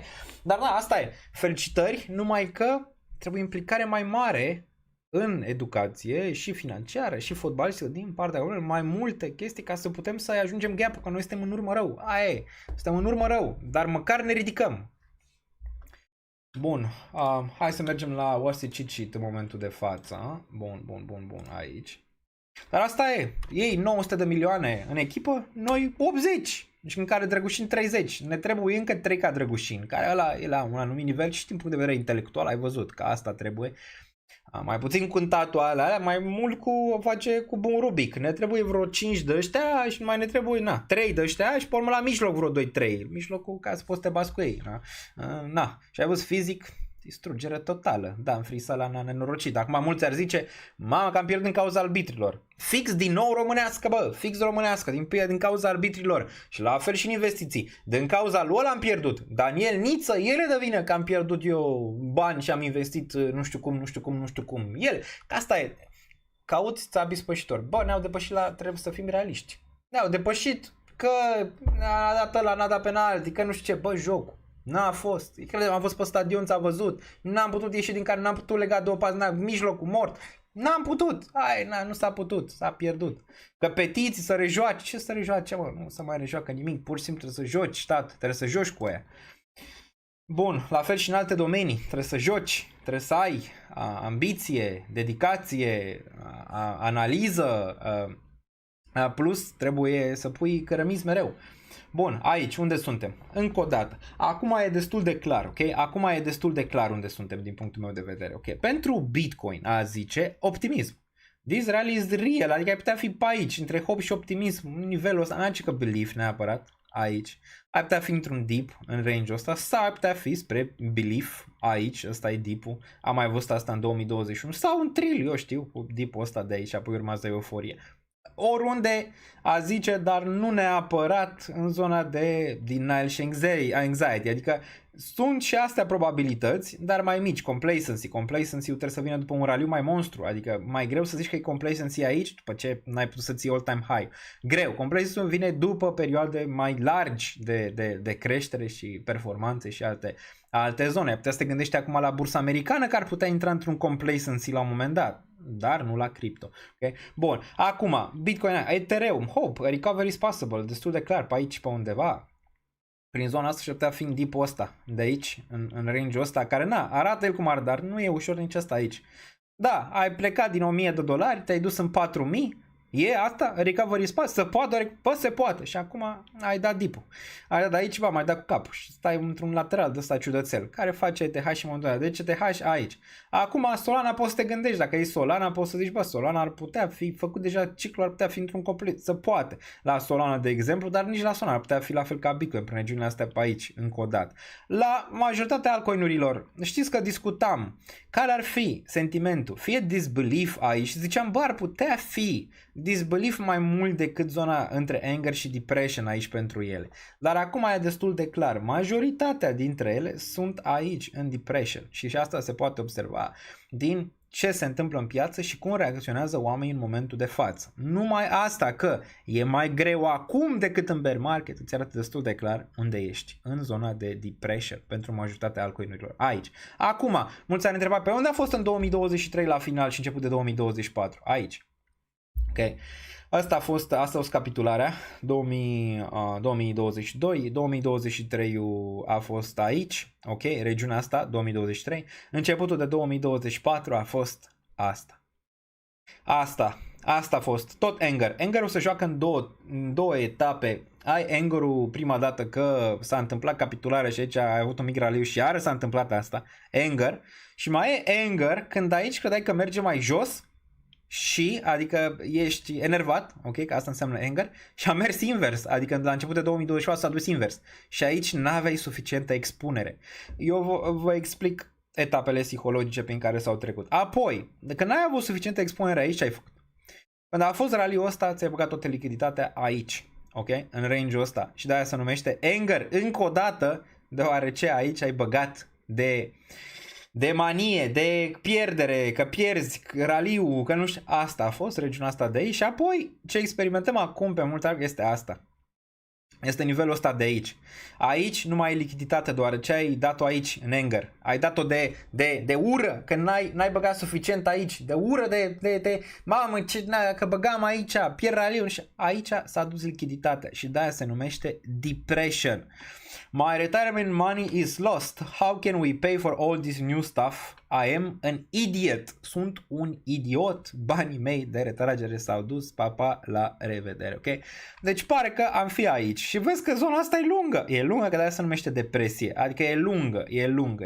Acum nu înseamnă neapărat că o să dureze atât de mult pe care o vedeți voi aici, dar ce ar trebui să observăm ar fi un nou raliu. Acum, o monedă ca e gold, întrebarea este în depression sau ar putea fi disbelief? Bă, ăsta încă ar putea fi disbelief, dar dacă te uiți la macro, tot nu. Adică, dacă era să zicem regiunea asta, ce trebuie să se întâmple? Ca să avem o confirmare reală. Acum e un procentaj mare pe majoritatea, cred că suntem aici. Trebuie să se întâmple un nou minim. Atunci confirm 100% că este depression când ăsta face asta, ok?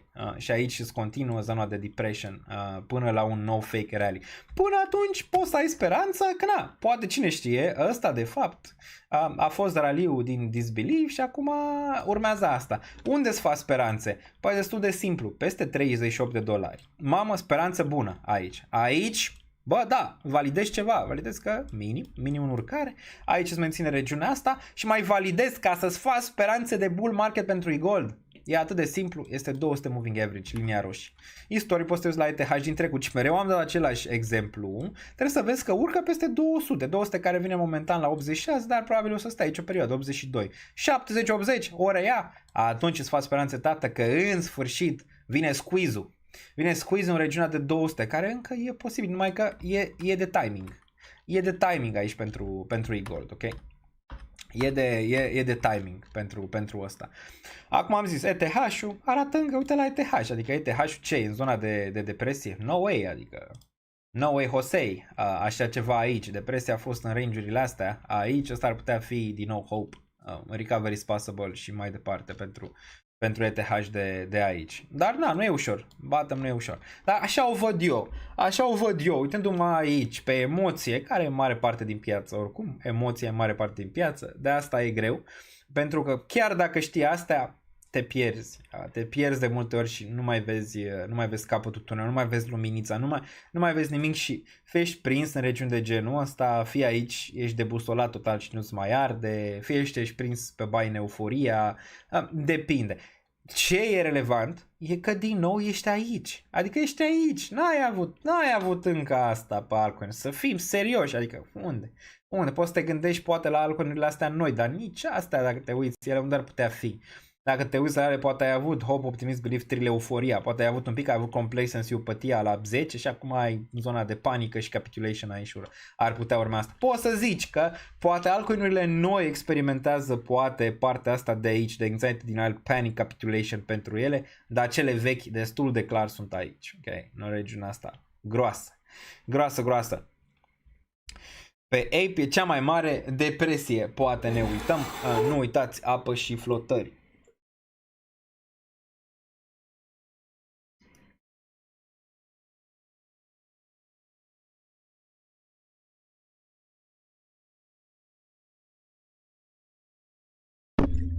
Ups.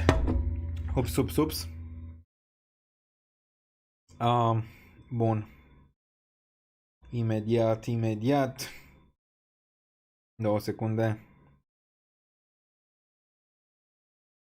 Bun, analiză Doterok, facem imediat. Le facem, dar hai să trecem de partea asta. Acum, deci asta e psihologia. De asta pun mare preț pe prima parte a live-ului de fiecare dată. Știu că mulți vreți să mă grăbiți să trec direct la analize, dar e foarte important, după cum ați observat, partea psihologică, dacă o puneți la punct, aveți o șansă mai mare să fiți mai stabili și mai echilibrați emoțional și momente de genul ăsta pentru voi să nu fie atât de grele, ok? Cum poate se resimt în momentul de față pentru mulți, ok? Bun.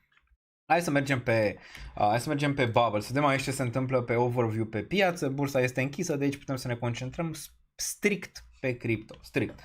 Bun, hai să ne uităm aici la piață, pe daily, avem așa, Solana, o vedem aici la 134 de dolari, încă pe profit pe ea, am vândut prima dată în zona de 50, momentan n-am mai vândut, rămâne de văzut încă pe profit pe ea, am ține cât de cât portofoliu up. BIM, da, l-am trecut în portofoliu de bază, ultimul buy a fost 0,15, cred că am 1 și un pic la sută în BIM, adică nu vă imaginați că chiar dacă e în portofoliu de bază, n-aveam expunere pe gaming, am atât de mult. Acum, am luat zona aia de 2 și ceva cenți pe BIM, am mai luat zona de 0,15, acum nu mă interesează, e ultima zonă a mea de DCA, e sub 1 cent pentru BIM și atunci mi-aș putea duce prețul mediu spre 1 cent și un pic pentru BIM, ceea ce pentru mine e destul de realist, mai ales pentru portofoliul de bază, dar poziția momentan este pe minus aici pentru BIM. Nu atât de mult momentan, dar rămâne de văzut dacă mai îmi dă posibilitatea încă o dată de acumulare în 3 pași, adică în ultima zonă de acumulare de sub 1 cent. Până atunci nu mă mai interesează, adică nu cumpăr orice dip. Arbitrum am cumpărat o dată zona de 0,76 și a doua oară zona de 76, unde mi-am mărit procentajul în arbitru. Momentan este 0,71. E pe minus momentan. Tot portofoliul de bază, tot 1 și ceva, trebuie să mă uit să văd, 1,7 probabil. Din portofoliu de bază este Arbitrum aici, nu mă interesează aici, dacă Arbitrum vine sub 50 de cenți, m-ar mai interesa, momentan rămâne acolo o poziție, eu cred că ăsta își va reveni la un moment dat în timp, nu cred că și-a spus ultimul cuvânt Arbitrum aici, încă stă destul de stabil pe partea de TVL și mulți alți indicatori buni, fundamentali, deci n-am mare grijă momentan că Arbitrum nu-și va reveni la un moment dat. Fetch n-am mai luat, am doar 0,55 poziția aici pentru fetch, portofoliu de bază, pe profit, bine în continuare. Vreau să văd, chiar dacă am 0,55 poziția, aș mai lua mai sus, deoarece cumpăr și mai sus, deoarece am încredere că ăsta va performa cât de cât bine. Uite, Artificial Super Intelligence aici, Fed, pare că l-au redenumit, vedem. Nu cred că încă s-a făcut mărgiu total. Am văzut aici 1-2, teoria mea că se vrea prețul cât mai jos înainte de mărgi, ca după mărgi să-l pompeze, ok? Cel puțin asta consider aici pentru fetch. Dacă vine în 0,708, mă interesează chiar dacă poziția este pe profil, ok? Din portofoliu. T aici, portofoliu de bază, am avut câteva entry-uri, 10, 8, ultima 6, m-ar mai interesa sub 4. Momentan nu mai mă interesează pentru TIA, dacă fac un preț mediu între 6 și 7 pentru Celestia, cât de cât decent, la fel portofoliu de bază, dar momentan nu mă mai interesează aici, vreau sub 4. Între 2 și 4 va fi ultima zonă de DCA pentru Celestia. Dacă face bounce și mi intră pe profit, vedem atunci. Arweave, nu mi-am reluat poziția, am vândut Arweave, la fel portofoliu de bază, am un preț mediu de 6, încă pe profit în continuare, am vândut chiar și zona de 38 pentru a-mi rebalansa lichiditatea aici pentru Arweave, nu mă interesează momentan, dacă pică sub 20 poate ceva, nu mă interesează aici, nici nu mai vând, doar ce cred că Arweave încă are ceva potențial mai ales pe partea de date, deci stau destul de bine, prețul mediu e la 6, deci e bine și momentan, plus că mi-am și retras lichiditatea din el. Not bad pentru ăsta. Altceva aici, ce mai vedem? PIS-ul, da, portofoliul de risc, m-ar mai interesa sub 20 de cenți la adăugare pentru a avea Chainlink și PIS am destul de puțin.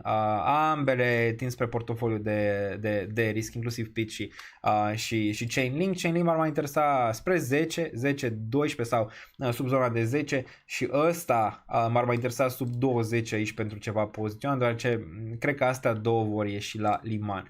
SUI 0,7, m-ar interesa destul de mult regiunea de 0,6 pentru ăsta, pentru SUI, pentru a mai echilibra balanța. Primul buy 1,12 pentru SUI, nu e ce fel de problemă, am 3 zone de DCA, 0,6 și apoi 0,3 ar fi regiunea pentru SUI. Ultima, nu știu neapărat dacă o atinge, posibil să formeze un bottom până în 0,5 ăsta, după cum arată probabil, dar ne uităm. Polkadot aici a fost la un dat portofoliu de bază, acum e în portofoliu de risc 5,79, prețul mediu undeva la 3 pentru Polkadot, nu mă interesează, dacă îl văd în 3 poate atunci ceva relevanță aici pentru el. Bun, Bitcoin ETH știți foarte bine, pe profit destul de bine, ambele în procentaj mare ca și parte din portofoliu. Bun, altceva, NS-ul pe profit și ăsta, prețul mediu sub 10, n-am luat nimic, cred că ăsta va performa în continuare mai bine, dar am răbdare pe el.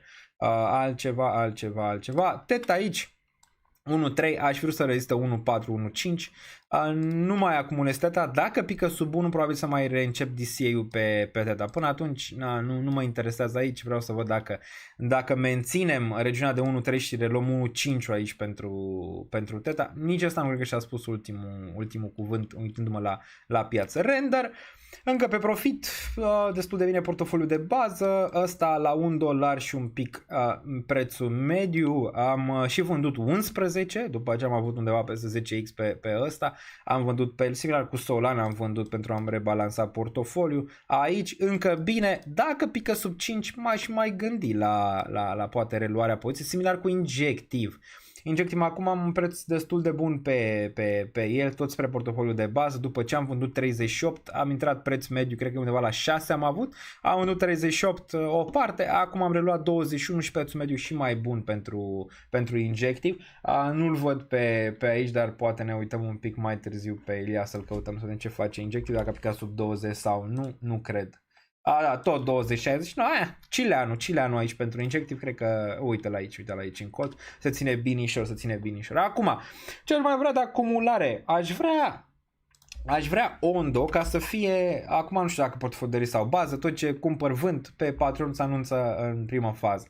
Aici, Ondo, 1.08 pentru Ondo, m-ar interesa zona de 80 de cenți, nu știu neapărat, asta a ținut foarte bine ăsta, când piața și va reveni, probabil va avea o performanță cât de cât bună, având în vedere cât de bine s-a ținut pe aceste dumpuri. Ondo, ăsta aș mai avea o adăugare și ar mai fi ENA, care ENA sunt din nou greedy, cum a mai fost și în trecut, știți foarte bine, SEI, Axelar, care a plecat. La fel și pe asta pare că mă simt greedy în continuare. De asta e posibil ca pe asta să vină o poziție în curând aici pentru una 0.43.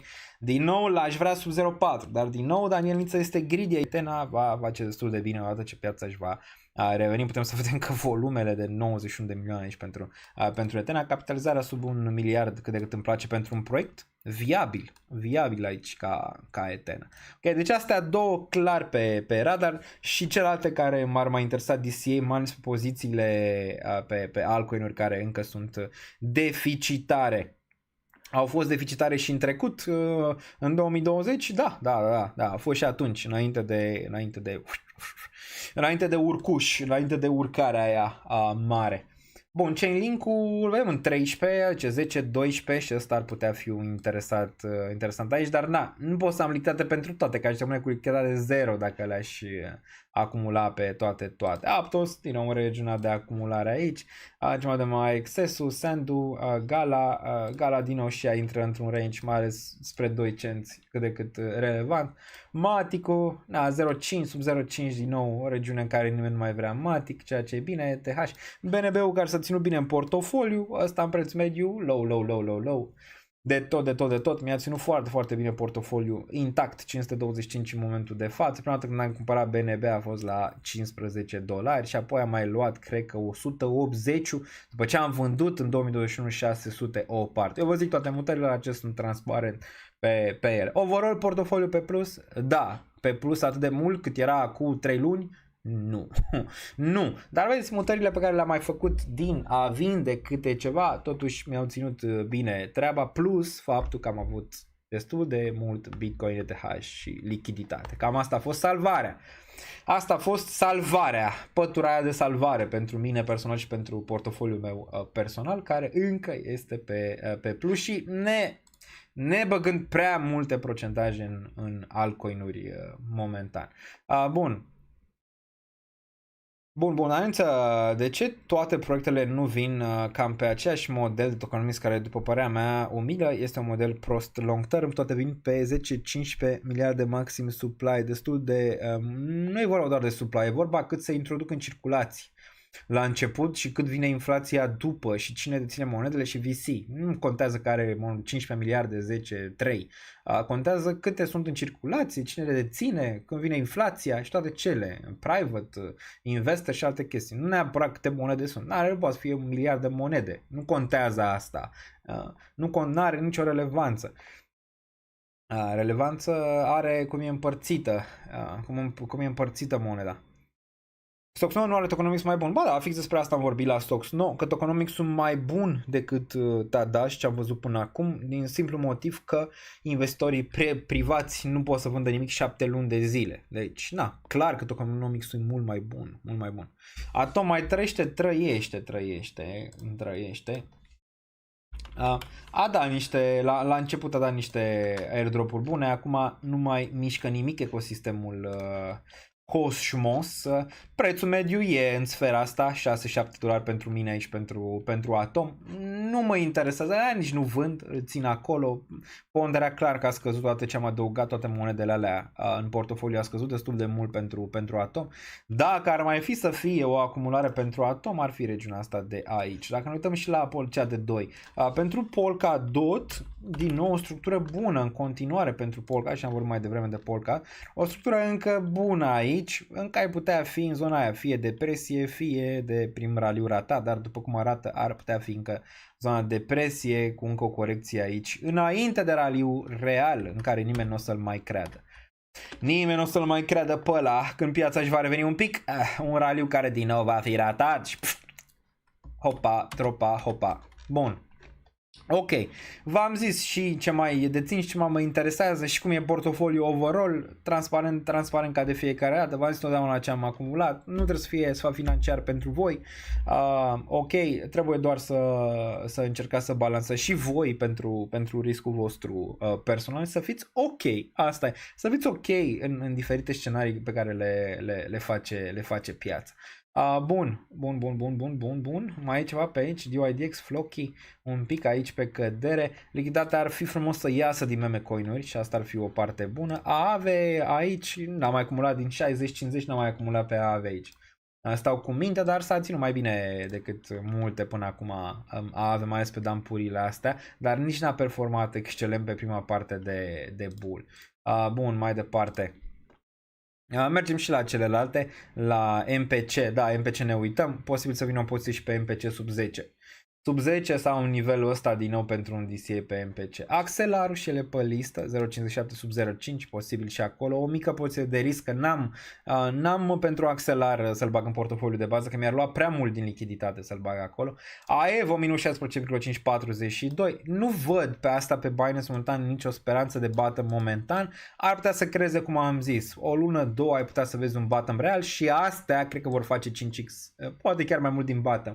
Din bottom ăla care poate fi asta între 30 și 40 de cenți pentru AEVO aici, nu m-ar șoca un 5x din bottom-ul respectiv pentru el. Manta, la fel, interesant, tot pentru for de risc pentru mine ar mai fi regional de 0.706, care cred că ar putea forma acolo Manta un bottom pe regiunea respectivă. Altceva aici, ULD-ul. 2.18 aici pentru ULD, ăsta dacă se întoarce spre 1 sau sub 1 probabil să mai dau, la fel portofoliu de risc pentru a mai scade prețul mediu. Pe ăsta am fost greedy, dar realist vorbind portofoliu de risc pentru asta e făcut, pentru a lăsa monedele să urce. Pe ăsta am avut ceva profit, n-am extras deloc în zona de 11, ceea ce uitându-mă în trecut ar fi trebuit să fie o mutare bună, să zicem așa, în momentul ăla. N-a fost să fie, portofoliu de risc am crezut că merge mai sus, ăsta momentan vedem dacă mai prind o poziție în zona de 1 pentru a rebalansa. De ținut cont aici că vine inflația de pe 25 iulie. Vedem ce se întâmplă atunci. Nu e o inflație mare, dar e zilnică, ceea ce asta va pune ceva presiune pentru Worldcoin. N-a gustat de mult în ultimele zile, deoarece oricum era destul de bătut de soartă din trecut. Bun, People aici, Osmo 0, XNS Meme, Luna Classic, CFXU, Miu, Axelar, SATS, cam atât. Jito, Jito vine și asta mai ales sub zona de 1.8 ar putea fi cât de cât relevant. Vedem și top 300 dacă ar mai putea fi ceva relevant aici. API, Sushi, Mobile Bomb, YG, Zeta. Zeta 0.7 poate sub 0.5, asta oricum performanța vine la DIM. Avem aici DIM sub 1 ar putea găsi un bottom sub 1. Aici știu că e mare hate pe el în momentul de față, poate să vină și mai mare hate pe DIM, doar ce în care inegalități destul de mari. Bun. Trebuie pe daily pe volumul pe SEI, pare că a intrat ceva capital în el. SEI, dacă ne dăm pe SEI USD, ia să ne uităm. Nu știu pe ce, pe Coinbase sau pe Binance, SEI USD. Pe ce? Ăsta e SUI. Aici SUI a atins zona 2, aici din nou mai interesa, am mai vorbit de asta până în 0.58, am zis că poate sunt greedy. Deci vrea regiunea asta mai repede aici, nici volum nu ai, cel puțin pe partea ta cu dolari. Vreau să văd SEI USDT, asta m-ar interesa să văd. SUSDT. SUSDT, nu știu, ai zis tu pe daily că ai văzut ceva? Nu văd mare lucru aici. Pare că ăsta va veni în 25 de cenți și aici va fi ceva oportunitate pe el. Hai să ne mai uităm la dominanța Bitcoin, că n-am terminat prima parte realist vorbind. Dominanța bounce astăzi încă nu ești în zona în care poți să te gândești la altcoin season atâta timp cât dominanța asta aici și nu vezi sub regiunea de 53.8. Foarte importantă regiunea asta de 53.8 aici pentru dominanța, că pică regiunea asta ai putea vorbi de un potențial altcoin season sau măcar un început. USDT.D, dacă ne uităm aici la USDT.D, ia să vedem, din nou în regiunea de oportunitate în sfârșit, încă o dată, adică aici poți să te gândești din nou la ceva capital infuzat până în regiunea de 6.3, odată ce urca peste nivelul ăsta, da, arată că ar putea să-ți facă aici un reversal, mai ales până în regiunea asta superioară de 6.2, dar nu neapărat să urce peste range-ul ăsta, ci ai putea să vezi ceva de genul ăsta de la el. Și vedem aici ce se decide după, poate face aici un dublu subsol și de-abia atunci vine bear market-ul sau îți continuă spre nivelurile astea de jos. De aici vedem cât de important va mai fi și USDT-ul sau trecem pe USDC. La un moment dat când mă întreba lumea ce se întâmplă cu USDT-ul, dacă mai e relevant, momentan în Binance poți să încă să tranzacționezi pe spot, dar e clar că pe Europa USDC-ul e mai safe, având în vedere că și-a luat licență. Okay?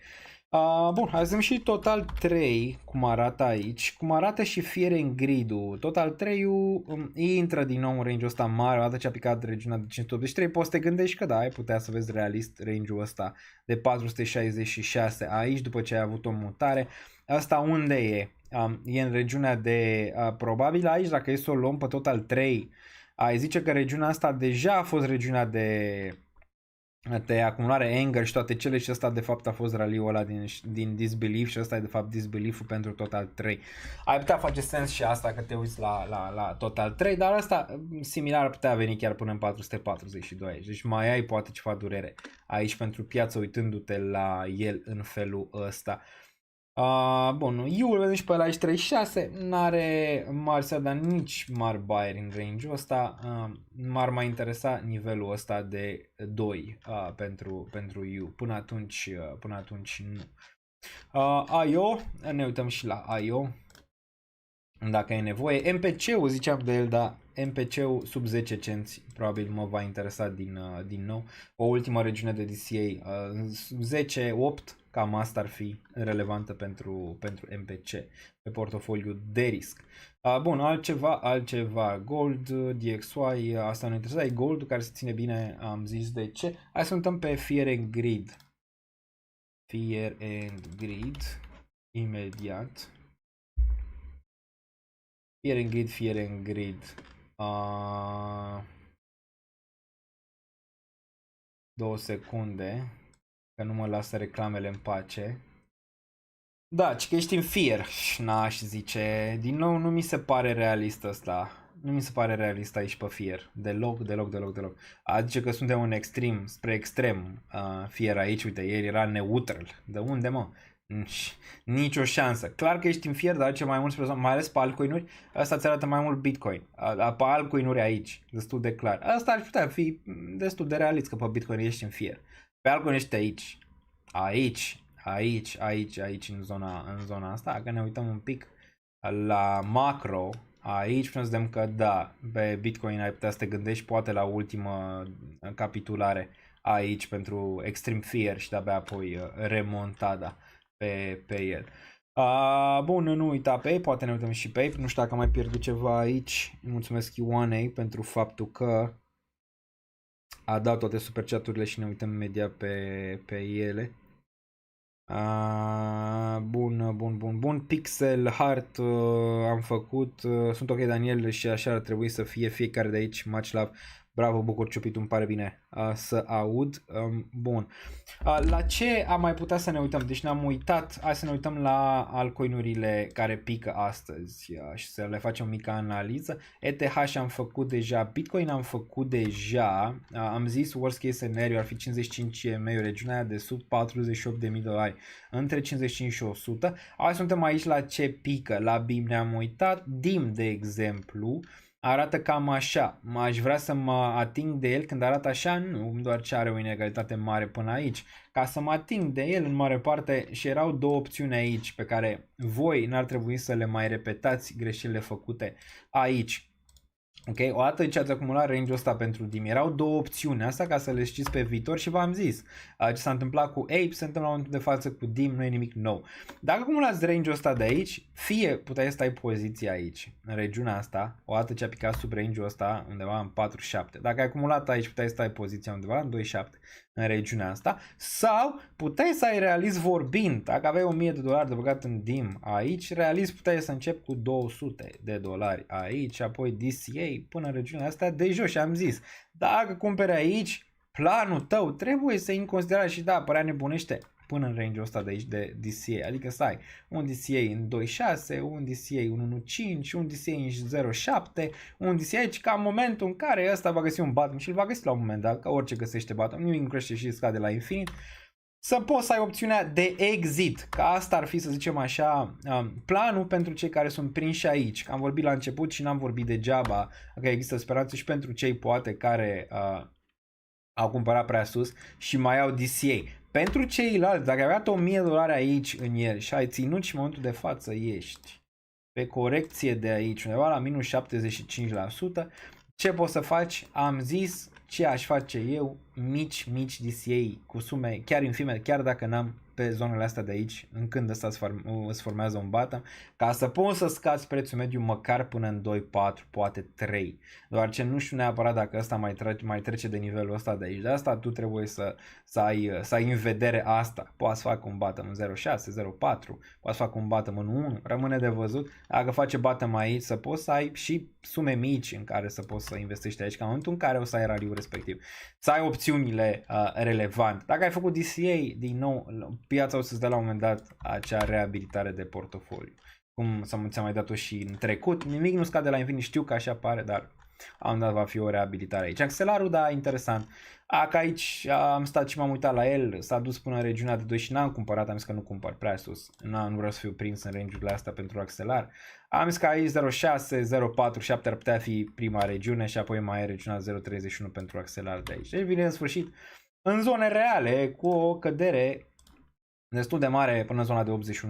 Aici avea minus 82, aici avea minus 87. Deci din nou ținem într-o zonă în care lumea e debusolată aici pentru Axelar. Ceea ce este bine. Ce mai vedem pe aici? EOS, ne uităm și la TIA imediat. Theta ne-am uitat, trebuie să țină Theta ca să rămână relevantă aici, trebuie să urce înapoi peste un 5 neapărat. Hartul ne-am uitat mai devreme la el. Pith-ul ne-am uitat aici. Optimismul, vedem la un 5, zicea ceva că e prea sus sau nu.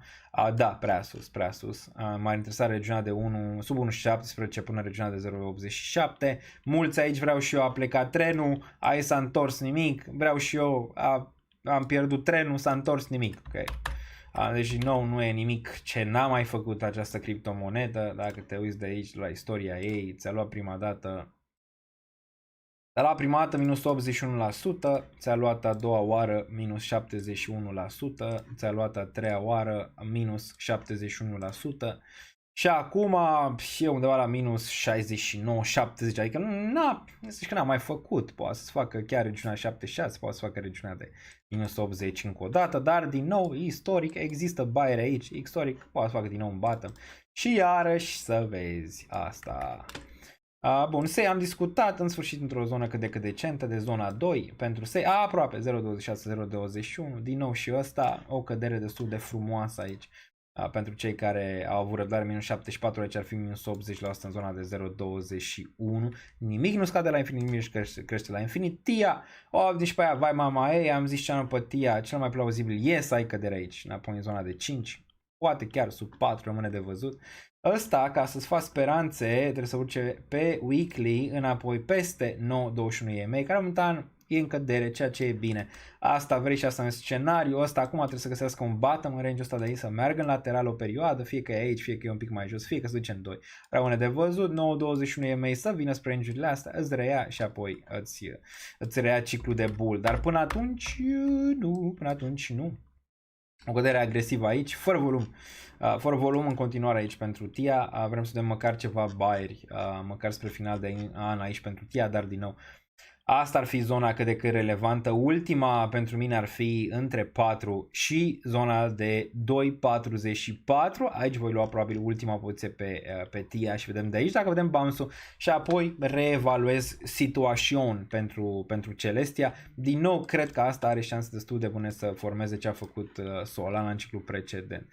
Deblocările vin în octombrie, deci mai e ceva timp.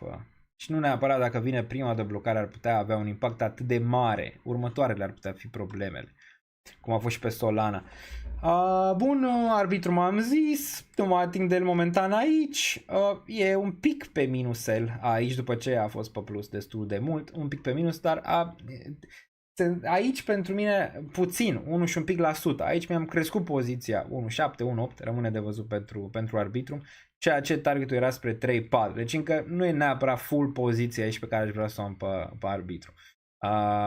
Bun, altceva.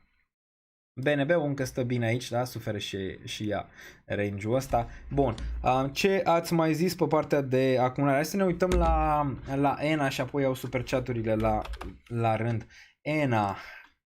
ENA, da, ENA vine spre niște targeturi sexy aici, sexy mama. Un pic bălesc aici la TIA, la ENA, între regiunea 0.45 și regiunea 0.28. Din nou greedy. Bun, o să te zice tot, da, zice că ești în regiunea din nou de oportunitate aici pentru piață dacă mai ai lichiditate. Ar fi range-ul ăsta pentru ENA. E bine că măcar îți închide inegalitatea asta de aici de stat de market maker. ENA, deci da, Ondo nu mă arunc încă. Nu mă arunc la Ondo. Ondo, da, Ondo m-ar interesa sub 0.9, 0.7, range-ul ăsta de aici și ăsta apare sub pressure. Și ăsta apare under pressure, dar mai bine sellerii nu prea sunt, dar nici buyer nu mai sunt ce au fost aici pentru Ondo, ce ți-ar da speranță că ar putea veni spre range-urile astea. Bun, hai să dăm super chat-urile ca să nu mă înjure lumea, deja live de 2 ore 17 minute. Bun. Pixel, azi dacă Pixel găsește bottom-ul, astea vor găsi, astea pe Binance vor găsi bottom-ul, probabil într-o lună, două, cam pe acolo aproximez că astea vor găsi bottom-ul, de asta nu mă arunc în ele momentan. Pixelul nu ți arată că ar forma un bottom aici în niciun caz. Are o inegalitate mare până aici, până în 3 cenți, dacă îți vine să crezi pentru Pixel. Aia e regiunea cât de cât de suport istoric dacă e să o iei. Nu înseamnă neapărat că va veni până acolo. Poți să facă un bottom aici, în 14, în 10. Rămâne de văzut. Dacă ar fi să corect, cred că putem vedea 14-10 ca și potențial bottom aici pentru Pixel. Dar ce vrem să vedem? Vedem același lucru, relua 9.21 EMA și spargerea unei linii de trend probabile aici, care arată cam așa, adică sparge aceste linii de trend, vine în 32 momentan, vedem pe următorul bounce, care probabil va veni mai devreme decât mai târziu aici pentru Pixel. Atunci și la RSI, pentru Pixel, da, regiunea în care poate vrea să fie atent pe el. Putem să ne uităm aici, stocasticul, de fapt MACD, care zice că poate ai putea să vezi un pic mai jos aici, dar el dai uite la stocastic, bai mama lui, în regiune foarte, foarte low aici. Nu ne-am uitat la TIA, cum arăta pe zone de oscilatori, dacă ne uităm pe RSI. RSI-ul din nou îți pare că spre zona de bottom în sfârșit. Suntem pe weekly, că ăsta mi se pare mai relevant. Weekly-ul încă nu, de asta încă ai putea avea aici captura finală pe TIA între 2 și 4 pe RSI pe weekly. Vreau să văd stocasticul. Stocasticul zice că da, ai mai putea să vezi un pic, să duce la 0. Stocasticul 0.73. Cât de low poate să fie, adică până la un bounce. Nu mai are mult până când vom vedea un bounce aici pe TIA. MACD-ul n-are istorie prea mare aici ca să ne putem uita realist. Bun. Hai să mergem mai departe. Deci Pixel, da, dacă ar fi să colegi 10-14 cenți, ar fi o regiune. Harta am zis, aici am făcut IO. Hai suntem la IO. Bun, FCSB ia primul trofeu, ia uzi. IO, da, nu m-aș atinge de IO. La fel, asta de pe Binance au de închis aici, au de închis. Am zis că mai repede aș acumula ceva cu structură, ca e gold, Polkadot, ceva de o structură. Asta nu are nicio structură, atunci a picat regiunea de 3. Unde aș putea, știi? Asta e întrebarea. Unde aș putea să mă poziționez pe așa ceva? N-aș putea, adică e riscul prea mare. Și clar toate astea, dacă m-aș poziționa în ele, ar fi portofoliu de risc. Adică în niciun caz portofoliu, nu le-aș băga în portofoliu de bază. N-au o structură, ok? N-au o structură. Ai văzut Manta, e singura în care, să zicem așa, sunt mai prins și cu MPC, dar MPC-ul măcar are a avut cât de cât o structură acolo. Adică că Manta e singura fără structură în care sunt prins în portofoliu de risc realist vorbind. Dar astea n-ai ce aici. Să tresărea regiunea de 3. Asta poate e shortabil până în range-ul ăsta de aici, când va avea un bounce, dar cam atât. Avea un bounce aici, adică pare încă în faza incipientă a căderii. Ceea cineva de Ape, azi dacă a murit de tot sau nu, sau să țin mai bine decât astea. Le vedem aici la 0.8. Asta deja se formase un bottom aici și acum încă unul. Clar că asta e zona de depresie, zici că e textbook autentic aici pe zona de depresie pentru el. Următorul target realist 50 de cenți sau nivelul ăsta între 95 și 50 aici pentru el. Aici nu ar putea forma un bottom și aici ai putea vedea de la el o tăcerea regiunea de 1.07 să ai ceva speranțe pentru Ape, dar poate mai bine, mai ales dacă ai avut răbdare până în regiunea asta de aici pentru Ape, față de celelalte, că ai luat, să zicem, 1, ești doar minus 21% aici pentru pentru Ape, dar similar puteai să tai poziție aici pentru el cu un pic mai puțin picaj, ok? Cred că și ăsta aici va încerca din nou un button pentru o remontadă în range-urile astea un pic mai târziu în an. Bun. Bun. S-au întors de unde a plecat. Andăm la Saga, moarte, n-ai ce. Now, vorbim de astea când văd ceva la ele, o formațiune, ceva. Până atunci n-are rost să ne amăgim pe ele. Ok. Altceva. Dot l-am făcut mai devreme și eu mă uit după Zeke, sincer l-aș vrea la 10 centare mea că îl ratez. Da, Zeke ăsta am zis 10, spre 10 cent sau sub 10 ar putea fi zona, dacă nu teme 15 în momentul de față. Vezi de senzația aici că arată bullish? Nu, ce a făcut? Ți-a venit să retesta regiunea asta care a fost în trecut suport, ți-a retestat-o aici, acum astea sunt targeturile, adică dacă realist vorbind aș vrea să-mi asum risc în portofoliu de risc pe ăsta ar fi 12 cent și apoi 9. Astea două zone. Na, văd și sellerii aici, nu m-aș atinge. Okay. M-aș atinge de ZK momentan. Bearish în continuare aici. RB făcut, da. KDA, să vedem KDA USD. KDA, cadena. Duce la 0 asta după cum arată. Asta chiar că e depresivă rău, dar nici asta n-a făcut un nou minim, dacă observăm, sub regiunea 0.42, dar pare că va urma, pare că da, va intra în zona depresie cu un nou minim aici în 0.3, poate 0.27 până la un potențial bounce din nou bearish. Nu știu dacă va ține neapărat nivelul 0.42 aici pentru cadena. Numai roșu în watchlist-ul lui Daniel. Păi toată piața, toate altcoinurile sunt pe roșu. Aproape toate, în afară de, există ceva pe verde, MPC-ul, dar oricum a avut o cădere destul de impresionantă și asta de aici, MPC-ul. Trebuie să mai adaug să scot preț mediu cât de cât decent pe el, pe MPC. TLT-ul pe verde. Na, TLT-ul pe verde și arată amenințător aici TLT-ul. Casper-ul din portofoliul de risc un pic pe verde, dar și-a pierdut zona asta de 0.206, un pic pe verde, dar nimic extraordinar. E gold românesc pe verde. Vezi, Stox 9 pare că atrage cât de cât, atenția. Mai ales că e în zona asta de cumpărare, aici de tichete. Vedem, sunt pozitiv mai ales la listare, dar și după pentru Stox 9 dacă joacă cărțile corect. Da, au făcut un bounce, dar e suficient. Avusem aici, au găsit ceva lichiditate. Da, USD. E suficient sau cum ar putea arăta un bottom mai? 0.7 pare că se menține un pic range-ul ăsta de aici. O urcare din bottom de 118%, dar căderea din nou mare. Ce este bine pentru Tada este că este peste prețul de Launchpad și asta este destul de bine, adică cei care au investit în Launchpad, în Prime, toate astea au încă peste prețul ăla, 002 aici pentru ele, deci nu e chiar de rău, ai niște buyer aici, poate vrei să vezi mai mult de la ta, dar acum dacă ăsta e bottom-ul, va arăta așa, fie urcă aici, îți face o corecție în 0.5, îți urcă în range-ul ăsta și apoi îți urcă peste 0.79 și aici poți să te gândești că minim în urcare target, înapoi în 18 după. Dar momentan n-ai, asta e structura pe care vrei să o vezi și de la Aevo, și de la Manta, și de la DIM, și de la toate acestea. Asta e structura pe care vrei să o vezi în prima fază, bounce, apoi nu mai vrei să vezi un nou minim, vrei să vezi că zărea regiunea asta și îți face grind înapoi peste high și aici putem să poziționăm niște chestii, că putem avea ceva urcare. Asta vrei să vezi de la DIM, Manta, toate celelalte. Asta vrei să vezi după ce a costat atât. Vrei asta și poți să te gândești la un bottom care ar putea fi realist aici pentru Tada. Dar după ce a picat atât. OM, da, și OM s-a ținut extrem de bine aici OM. Și nu e Olympic de Marseille. Nu este Olympic Marseille, este OM. Hai să ne uităm. 0.79, 4 ore aici, asta încă pare zona distribuție tot prea sus, adică uite cât de mult a rulat aici, n-aș putea să intru aici, ca și cum aș uita în accelerar la $2, a urcat 6.000%.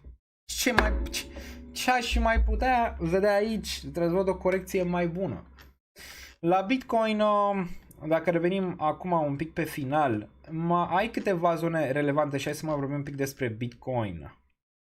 Doar ce dacă vorbim despre altcoin-uri ne facem rău singuri și ne băgăm în depresie unul pe altul aici. Dar mai analizăm și ceva altcoin. Dacă ne uităm aici la Bitcoin, momentan îți menține nivelul ăsta de 56.000, pare un dublu subson, n-a făcut încă un nou minim, nu? Din câte vedem aici, l-a retestat pe precedentul momentan, dar n-a făcut unul sub, cel puțin momentan. Acum, suportul care trebuia să facă hold, n-a făcut hold aici pentru BTC. Dar să ne uităm pe celălalt grafic BTC USD pe Coinbase. Iar putea fi soan, dar sigur nu. Nu neapărat. Și SEI vine într-o regiune cât de cât relevantă. Nu neapărat că n-ar putea fi. Ok. Bun. Deci, pe Bitcoin. Așa. Cât am avut cădere până acum? Cădere de 9% într-o zi sau pe daily. Cât a fost ea de mai aici? N-ai avut 9, ai avut 5% aici pe daily. Per total din top de la 73.000 avem cădere până la 56 și un pic, ar fi 23%. În bull market-uri se mai întâmplă, o să mai întâmplă de multe ori să ai chiar și 30%. Cum ar arăta o preț de 30%? Ia să vedem. Ar arăta nivelul de 49-48.000, care da, se pupă cu multe chestii. Dacă ne uităm pe weekly, se pupă cu 55 EMA-ul pe care le vedem aici. Aici ai avea corecția aia de 30% de bull market. Aici ai zice, ok, na, cu capitulare, cu 32%, 30%, 49, 50.000, nu e exclus pentru un bull market pentru Bitcoin. Plus ai 0,5 Fibonacci. De cele mai multe ori, și asta e din mutarea asta de aici, de când a început din 25.000. Deci mai multe ori piața are tendința chiar în bull market să se mențină 0,5 Fibonacci, să facă bounce după regiunea respectivă. Dacă pică 0,5 Fibonacci, adică face și pică 0,5 Fibonacci, să facem 0,61 Fibonacci care undeva în 43, atunci ceva miroase, da, atunci ceva miroase. N-ai vrea 61.8 într-un bull. Acum, dacă ne uităm la cazurile precedente, ce a făcut, putem să ne uităm aici s-a făcut bam, bam, bam, bam, bam. Ți-a venit aici să 9 EMA-ul în regiunea asta, ți-a făcut un minus 30%, 34, chiar aici s-a făcut un minus 55% și apoi, bam, ar putea fi, nu neapărat minus 55%, dar ar putea fi, dacă te uiți la EMA-uri și poziționarea lor, asta să te gândești, cam asta ar fi 55 EMA-uri, știm foarte bine, când pierde Bitcoin 21 EMA, urmează 55 de cel mai multe ori, dar bounce-ul e mare. Bounce-ul e mare, poate nu imediat, durează câteva săptămâni, dar bounce-ul pe urmă este unul destul de bun și pe asta mă bazez momentan aici, ok? Pentru salvarea, să zicem așa, a portofoliului în caz că Bitcoin ajunge în nivelul ăsta de aici. Aici nu știu neapărat că ți-a atins 0,5 Fibonacci, aici oricum urcarea a fost una mai mare și ți-a făcut peste all-time high. Hai să ne uităm un pic. Da, tot 0,5 Fibonacci. Tot 0,5 Fibonacci. Se pupă mult aici. Tot 0,5 Fibonacci ți-a atins, chiar ți-a testat 61.8 cu ceva week-uri aici. Pot să fiu de acord cu ceva week-uri, dar nu mai mult. Asta ar însemna că dacă vine 0,5 Fibonacci cu ceva week-uri ar fi 61.8 și 100 EMA-ul care vine în 42.000. Același lucru. Deci, ca o concluzie aici, pentru acumulare de Bitcoin, pentru mine personal, între 49.700, 50.000 și regiunea de 43.000 și pentru regiunea de swing trade-uri istorice, aia ar fi regiunea respectivă, ok? În care se pozițione ceva swing trade-uri cu stop sub regiunea de 38.000, este genul ăsta pentru a forma ceva lichiditate, mai ales când vei vedea bounce-ul respectiv, care el poate să fie unul destul de ciudățel aici, ok? Pentru BTC. Închidere de weekly, ca o concluzie, sub regiunea de 61.000, chiar sub 60.000, ar putea reprezenta destul de bearish, ar crește probabilitatea la 65% aici pentru a putea vedea regiunea mai devreme sau mai târziu de 48. Până atunci, încă dăm aici taurilor o șansă. 200 moving average, dacă ne uităm și lăsăm doar linia roșie pe care o vedem aici, ar putea fi suport în continuare, dar aia ce s-a întâmplat în trecut pe 200 moving average aici, lăsând doar linia roșie, media mobilă de 200, care da, e una destul de simplistă, dar hai să vedem ce s-a întâmplat pe ea din trecut aici, ok, putem să observăm regiunile astea din 2020, fiind peste ea, ai fost în bull, sub ea ai avut regiunea de reacumulare din nou, ok, aici pentru a putea vedea al doilea top. Picând din nou sub 200, ai avut din nou bear market aici, unul destul de agresiv, ai reluat 200, numai că ai reluat, ai găsit suport destul de frumos aici la 19.500, ai suport din nou regiunea de reacumulare sub 200 un pic și din nou testezi regiunea asta, care Na, ești în trend up, încă poate să fie regiunea de reacumulare sub range-ul ăsta de 200 cu week-uri cum ai fost și aici în regiunea asta. Să vedem că aici ți-a făcut un minus 27% sub, dacă ar face un minus 27% sub, te-ar duce în zona de 43.000. Okay. Pentru BTC, pentru un nou range de acumulare, aici nimeni nu va mai crede că bull market-ul continuă, adică că vii în range-ul ăsta de aici. Deci că mai continuă similar cum ai văzut și regiunea asta, multă lume bearish, multă lume bearish aici pentru BTC, dar 200 moving average e important, ne mai uităm și în trecut. Putem să observăm 2019, urcare peste, pare că e scenariul ăla momentan, sau ar putea fi urcare peste, corecție aici în 200, aici nu eram în COVID crash, țineți cont de asta, ok, aici nu eram în COVID crash, la fel și aici am stat în lateral, bam, bam, ne-am lovit de zona asta de 14.000 de mai multe ori, am spart structura pieței, 9200, am făcut capitula în 200 moving average, am stat un pic sub 200 moving average, s-a făcut aici ca un dip și de asta zic că ar putea fi ceva de genul ăsta. Pump înapoi peste 200 nerealizat, încă o dată aici nerealizat și de-abia apoi capitularea și reluarea din nou 200 moving average pentru asta. Dacă Bitcoin este sub 200 o să știm când își revine în momentul când va relua 200 ca suport. Momentan încă îl ține acolo, încă îl ține, nu-i punem pirostria. Duminică vom mai avea mai multe date clare la care să ne uităm, mai ales că este închiderea de săptămână pentru piețe. Plus, dacă ne uităm pe calendarul economic, mai vine ceva care ar putea să ne terorizeze.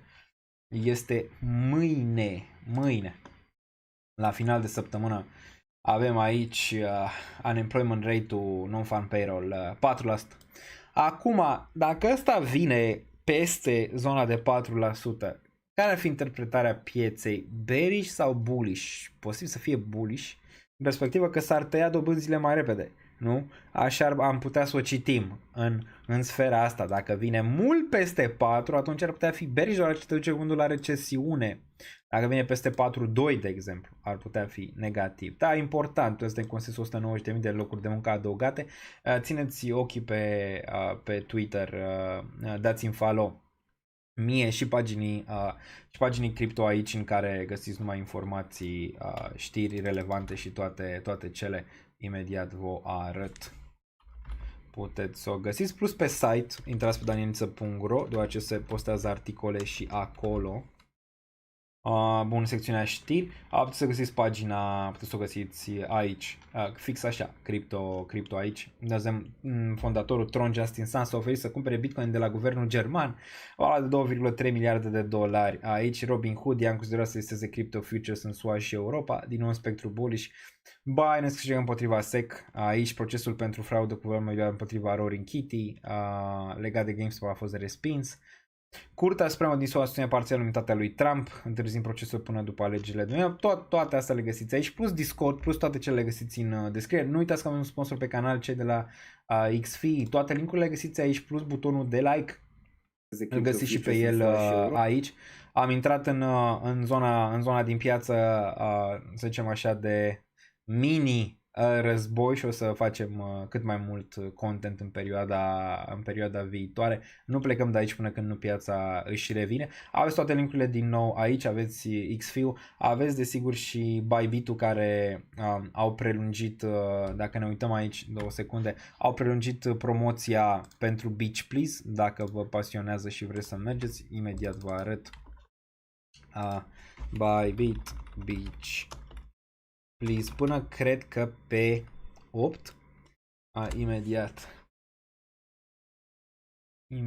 ne uităm aici, dar puteți să vedeți, ok? Puteți să vedeți că au prelungit-o cu 4 zile, deci încă puteți, încă m-a scos din pagina respectivă, nu știu de ce. Foarte ciudat, dar o puteți găsi aici, ok? Dacă apăsați pe linkurile din descriere, la fel puteți câștiga un ticket la Beach Please dacă faceți cont prin linkul ăsta. Aveți eToro aici, toate cele, tot, aveți și Binance-ul, cu toate că vrem să vedem ce se întâmplă pe partea de futures acolo. NordVPN-ul aveți și pe la aici, tot. Apreciez dacă apăsați butonul de like, doar dacă vă place, nu vă obligă nimeni, ok? Bun. Bitcoin, ne întoarcem la el, cam așa arată, mai facem ceva altcoin-uri sau nu? Bun. Facem și noi un cat de like-uri, greu pe zona asta, Oamenii sunt debusolați momentan de faptul că piața arată cum arată și într-un fel înțeleg. Bun. Zic că l-am făcut mai devreme. M-ar interesa zona aia de 10 cenți, ar fi cât de cât interesantă, sau sub 10. Bun, noi cei de aici deja urmărim aceste pagini de Twitter, Alina Burlacu, Măclav, Alina, Blast, Analiză, SNPad. Am mai ratat ceva sau nu? Nu știu dacă am mai ratat, imediat ne uitam.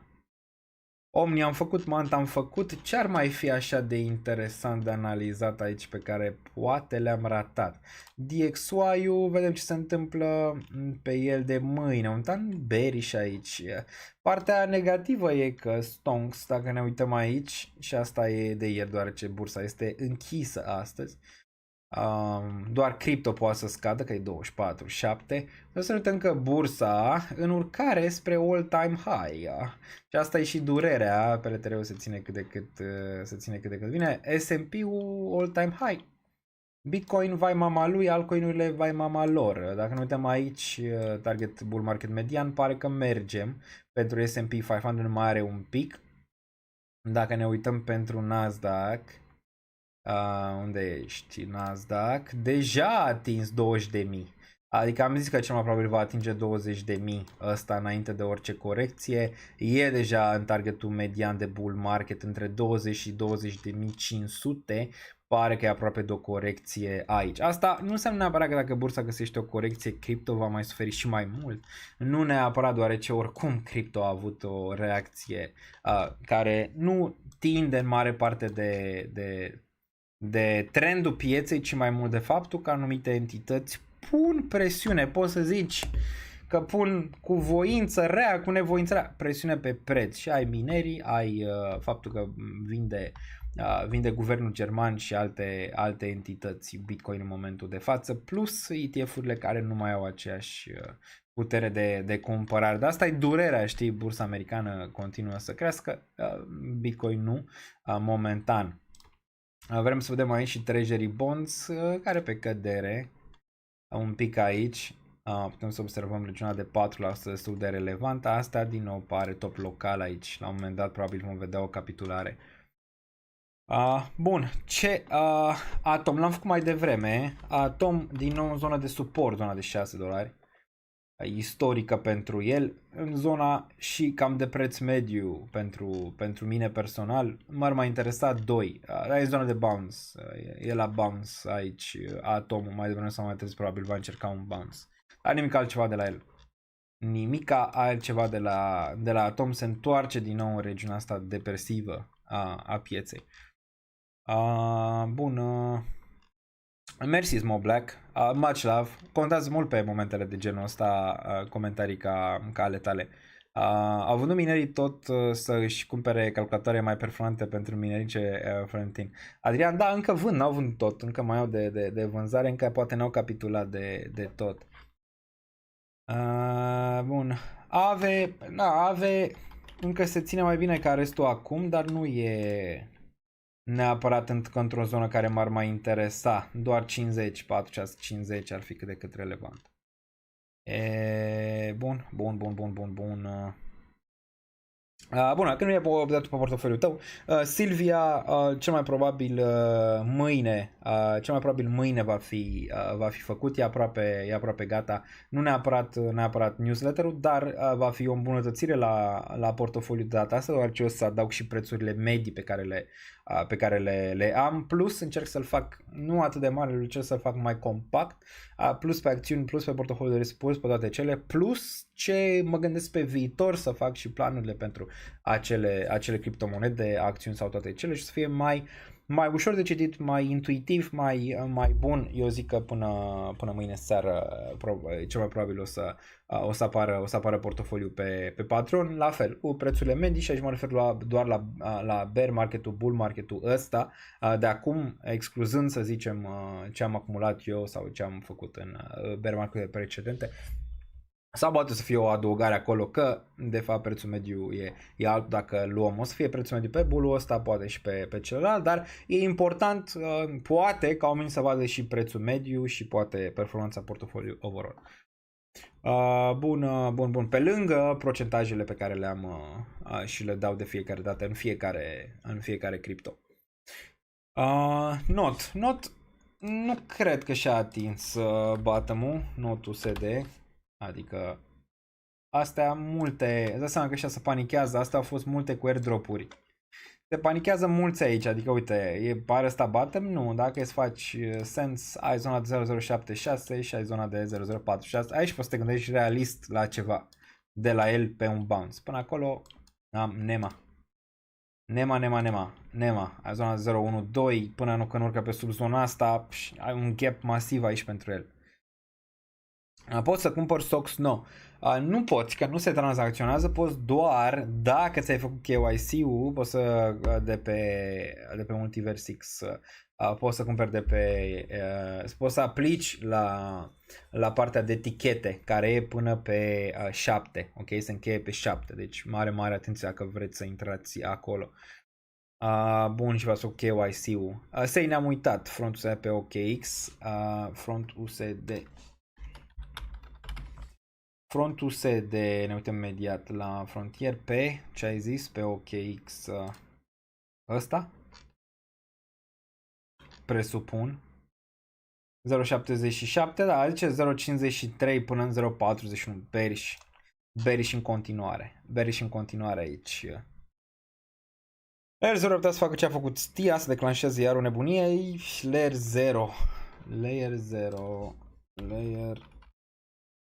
0, n-aș zice care e, cum îl găsim pe ăsta, Layer 0, asta nu, presupun că e Layer 0, bearish ăsta, adică 3.32, atâta timp cât nu trece peste 3.4, bearish, posibil un bottom din nou pe aici, pe nivelul de 2.8, interesant ăsta, numai că la fel ca în cazurile precedente, care e riscul tău? Riscul tău este ăsta. Dacă nu-l înțelegi și nu-l știi, n-ar trebui să te bagi în Layer 0. Dacă tu crezi că ăsta e bottom-ul aici, poți să încerci o zonă de acumulare 2.8, 2.4, dar dacă pică nivelul ăsta, ce faci? Păi din nou, două opțiuni. Fie DCA până în 69 de cenți, fie tai poți zici, pa, la revedere tata, stai, nu stau să-l țin până nivelul ăsta de 0.7, deci. Bun, da, site-ul oficial îl găsiți și în descriere, da, și pe chat, plus Discord-ul, dați join pe Discord. Cred că e nevoie, adică eu o să fiu acolo destul de constant și pe chatul general și pe cel de Patreon și pe toate în următoarea perioadă, doar da, este o perioadă mai dificilă și ca de fiecare dată o să fiu aici cu voi și o să trecem prin ea, o să vedeți. N-am dubii că trecem de perioada asta și o să vină zone un pic mai bune și chiar foarte bune din piață, mai ales când se va întoarce lichiditatea pe piețe, dar clar că acum este nevoie de mai multă unitate de ajutor între noi, adică poate cineva e în pragul unui colaps psihologic, se poate, ok? E foarte important să ne ajutăm, nu să ne urâm între noi sau ăla a făcut greșeală, să-l urâm pe ăla că a făcut o greșeală sau că a zis aia sau că a zis aia. Trebuie ajutor. De asta dați join la Discord, deoarece acum sunt momentele alea în care e nevoie, să zicem așa, de susținere pe plan psihologic pe piață, deoarece nu sunt momente ușoare pentru mulți, ok? Nu neapărat pentru toți, dar pentru unele persoane nu sunt momente ok. Bun, care e faza cu squeeze la gold? Poate spune cineva pe scurt? Nu știu neapărat, probabil short squeeze se referă, nu? Bun, FET, ASI. Bun, FET, nu știu dacă am făcut FET. Cred că ne-am uitat pe el. Deja ne-am spre 2 ore și 45 de minute. Revenim la live-urile de 3 ore. Da, am zis la FED. Se ține un pic mai bine decât restul, dar a și căzut aici. Ne uităm la Fetch. N-am mai făcut asta Fetch și momentan ești la minus 65%. Păi nu e nimic diferit la Fetch. Hai să luăm istoria Fetch aici. Adică ce e diferit? Te uiți aici, nu știu dacă ăsta neapărat e FET USDT. Suntem așa. Da. Uite-te aici la Fetch. E vreun șoc? A luat minus 98% aici. În 2020 îl declaram mort. S-a dus din 45 de cenți în 8. Apoi ți-a urcat înapoi peste all time high. Ți-a luat aici minus 80% încă o dată. Ți-a luat aici minus 94% încă o dată. Ți-a luat aici minus 72% încă o dată. Și acum, ce să zic, după a urcat iar la all time high, iar pică. Șoc. Șocant e minus 63%. E ceva ce n-am mai făcut? Nu. Poate să-ți ia din nou minus 80, minus 90, adică zona 50-60 de cenți. Realist vorbind, trendul în cap, atâta timp cât îți menține 54 de cenți aici. Poate să vină până în regiunea respectivă destul de easy. Dar din nou, dacă n-ai stomac pentru așa ceva, cum poți să iei roadele? Adică dacă n-ai fi avut stomac aici pentru fetch, aici, cum ai fi cules roadele astea cu fetch all time high? Nu le-ai fi cules, deoarece nu e ușor să rămâi, ok? Pentru a culege roadele respective, mai ales când volumul moare, în continuare. Când se cânte pe live, este subsolul sau topul? Asta e vreo melodie sau ceva? Bun. Când se cânte pe live, da, corect. Am înțeles ce ai zis. Da, de ce mai multe ori da. E subsolul sau topul. Acum apare cu ușor spre subsol. Nu, că topul s-a dus. Da, l-am făcut mai devreme. Acum mă simt ciudat, dar totuși mulțumit oarecum de intrarea mea, zice de În bottom nu o să te simți, sau spre bottom nu o să te simți niciodată bine, ok? Pentru când cumperi. N-ai cum, mai ales dacă nu poți să-ți controlezi emoția și ești mai nou sau nu ai experimentat mai multe cicluri, n-ai cum să te simți bine spre un potențial bottom. Că n-ai cum, bine te simți într-un top în care nu vinzi, acolo te simți bine. Bun. Zolce, much love, Daniel. Much love. Peace a fost Merlin Chain, n-am auzit de el. Arkham s-a ținut bine. Arkham USD. Hai să nu uităm aici pe Arkham. Arkham. Da, bine, dar vezi cât de sus e. Adică s-o fi ținut el, dar uite cât de sus e. Încă în trend up, da, e super sus, mai ales că a pierdut zona de 1.66. Ai putea gândi că și ăsta are un gap major până în regiunea de 54 de cenți. Ăsta. Dacă ne uităm la el și punem un Fibo de aici din urcarea asta, ai zice pentru altcoin de obicei 78.6 ar fi 1.23 până în 0.88, cam pe aici pe undeva. Pe noua legislație mică, dacă avem ledger, mai putem să folosim în Europa. Da, adică de ce nu? Dacă totul e transparent, de ce nu? Care e problema? Merl pe Bybit e restaking pe Merl.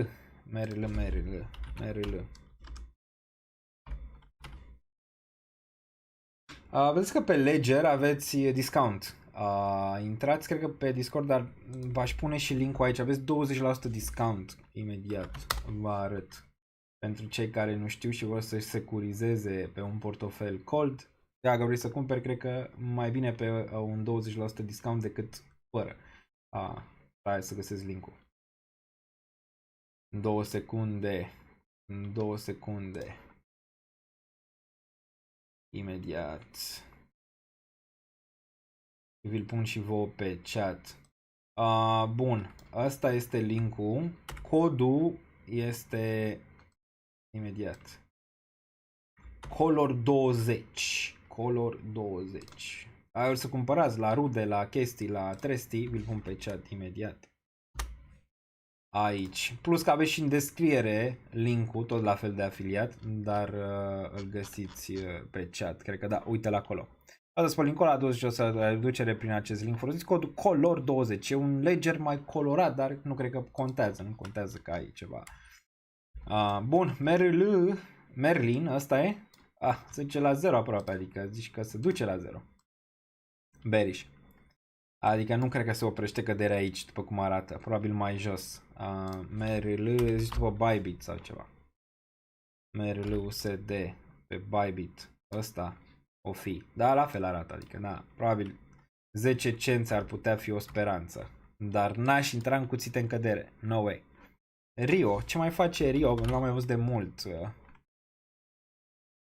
Rio versus Tether.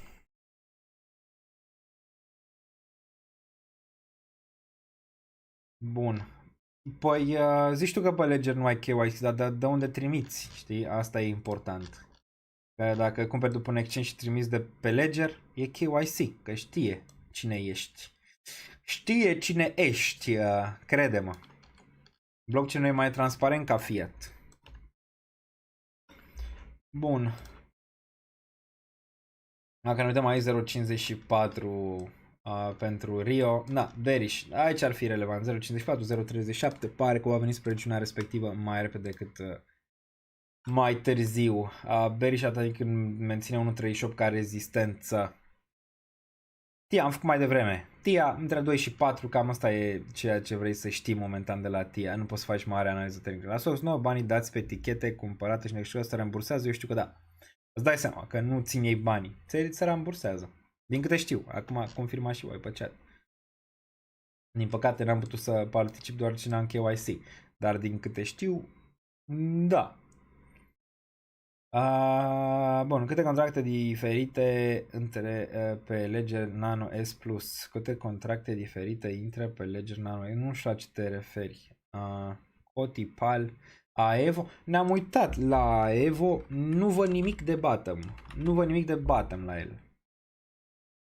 Da, 2.4 TIA, ala e ultima zonă pentru TIA, pentru unele DCA. Și o punem la safe forever.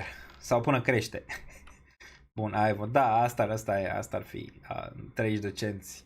Același lucru. Uite, atent la linia asta de trend. Realist vorbind ar putea face asta Aevo din bottom. Care bottom ar putea 30 de cenți. 210 la 100 de aici. Bun. M-a distrus Daniel cu Aevo. La ce se referă? Că e bearish? Da, e încă în continuare bearish. N-am ce să-i fac. Nu cumpăr cuțite în cădere ca asta în niciun caz, dar cam așa arată. Crow e enorm de jos. Crow USD, da, și nu s-au mișcat rău. Bun. Dacă ne uităm aici 0086, pentru Crow ți-a rulat regiunea de 17, ceea ce era un target. Acum pare că se întoarce din nou la zona de asta de dublu subsol aici.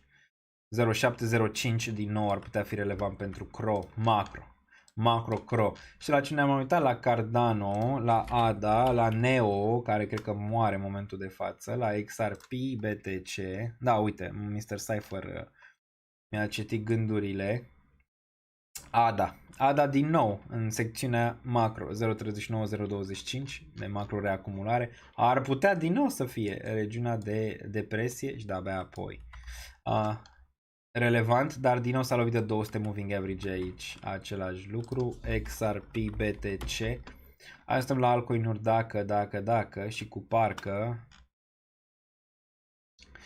Citește tot ce a dat pe mine, nu mă bag în seamă. Nu știu ce ai zis, pe ăsta l-am văzut, pe ăsta l-am citit. Crede-mă că altceva n-am văzut. Da, XRP BTC îți arată că ai putea fi din nou spre regiunea de capitulare istorică aici pentru altcoin-uri, mai ales dacă pică sub 00666 până în nivelul de 00421 aici. Ok. Pentru Neo ETH chinezesc. Da, până când Neo nu urcă peste 25, viață grea. Momentan înapoi în 10, zici că faci ceva similar cu aici, în care a urcat, regiunea de 22, Reg Baby Angeli, înapoi cu un nou minim.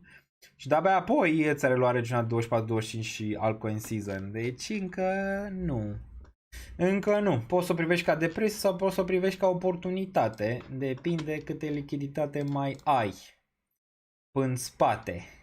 În spatele cortinei, asta e important. 58.6, da, Bitcoin-ul cum era de așteptat, încearcă bounce-ul ăla, nu m-ar șoca deloc ca mâine când tranzacționăm să prindem un trade aici cu cei de pe Patreon, în regiunile astea superioare. Vedem unde le executăm, măcar să mai mâncăm și noi ceva, dacă nu mâncăm pe spot, să mâncăm ceva pe futures, ar fi cât de cât binișor, dar vedem mâine la sesiunea de tranzacționare. Ce s-a întâmplat cu GME? Păi ce s-a întâmplat? Uciorul nu merge de mai multe ori la apă. Și unde e GME? E greu cu GME, doar ce mare parte hype. Încă stă stabil totuși, e peste 21. Peste 21 de dolari aici. NIO, te rog. NIO posibil bottom anul ăsta. NIO USD.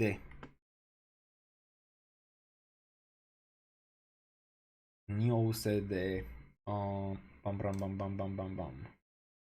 Da, în continuare posibilă formațiune de bottom aici din range-ul ăsta pentru NIO. Ulterior, cred că după ce a picat atât și a închis toată zona asta de inegalitate, va găsi un raliu între 10 și 22 anul viitor și vedem acolo. Bun, ce crezi despre arbitru? Îmi place Arbitrum, îmi place și îmi place și mai mult acum, pentru că are aproape 80% din supply în circulațion, deci îmi place. Bun, de asta am și adăugat la el în zona din nou de 0,76, ar mai fi interesant sub 50, vedem dacă mai vine ceva acolo sau nu. Ai vândut Nvidia o parte, am vândut 15% și aș mai vrea, dar momentan încă mai aștept, poate merge un pic mai sus. De ce ești așa sigur că la anul or să crească? Care? Ce? Altcoins sau ce? La ce te referi? Nu există nimic sigur când vine vorba de investiții, există probabilități istorice și probabilitatea îți arată că te îndrepți spre, și din punct de vedere al sentimentului, dar și din punct de vedere al graficilor, că te îndrepți spre o capitulare în zona asta de depresie în luna asta. Mulțumim, domnule, pentru tot ce faci. Am observat că mentalitatea pozitivă e mai importantă ca orice în market, mai ales când sunt comunități ca ale tale care sunt unite și prezente la datorie. Alex, nu plec nicăieri, ți-am zis. Băgăm la foc intens, cum am băgat și în bear market-ul trecut. Nu neapărat că suntem în bear market acum, că eu personal și mulți poate alții nu resimt, având în vedere faptul că Bitcoin încă e la 58.000, Ethereum la 3.000 plus, dar cei care au prea multe altcoin-uri clar că resimt mult, mai rău ca în bear market, deoarece a trecut o perioadă mai lungă.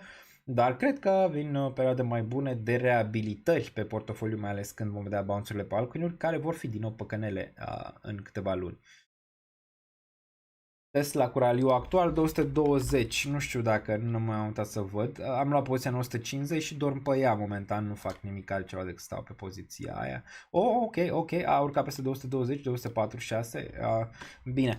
Posibil să tai un pic din poziția asta luată aici la 150, cât a făcut din range-ul ăsta, a făcut 60%, aici o că aș mai lăsa-o, 267, 286, probabil aici o să mai încerc ceva, luare profit ca apoi să reiau poziția în cască pentru Tesla, vedem, dar poziția pe care am luat aici n-a fost nici de cum atât de mare pe cât aș fi vrut, doar ce mai aveam zonele astea două pentru Tesla.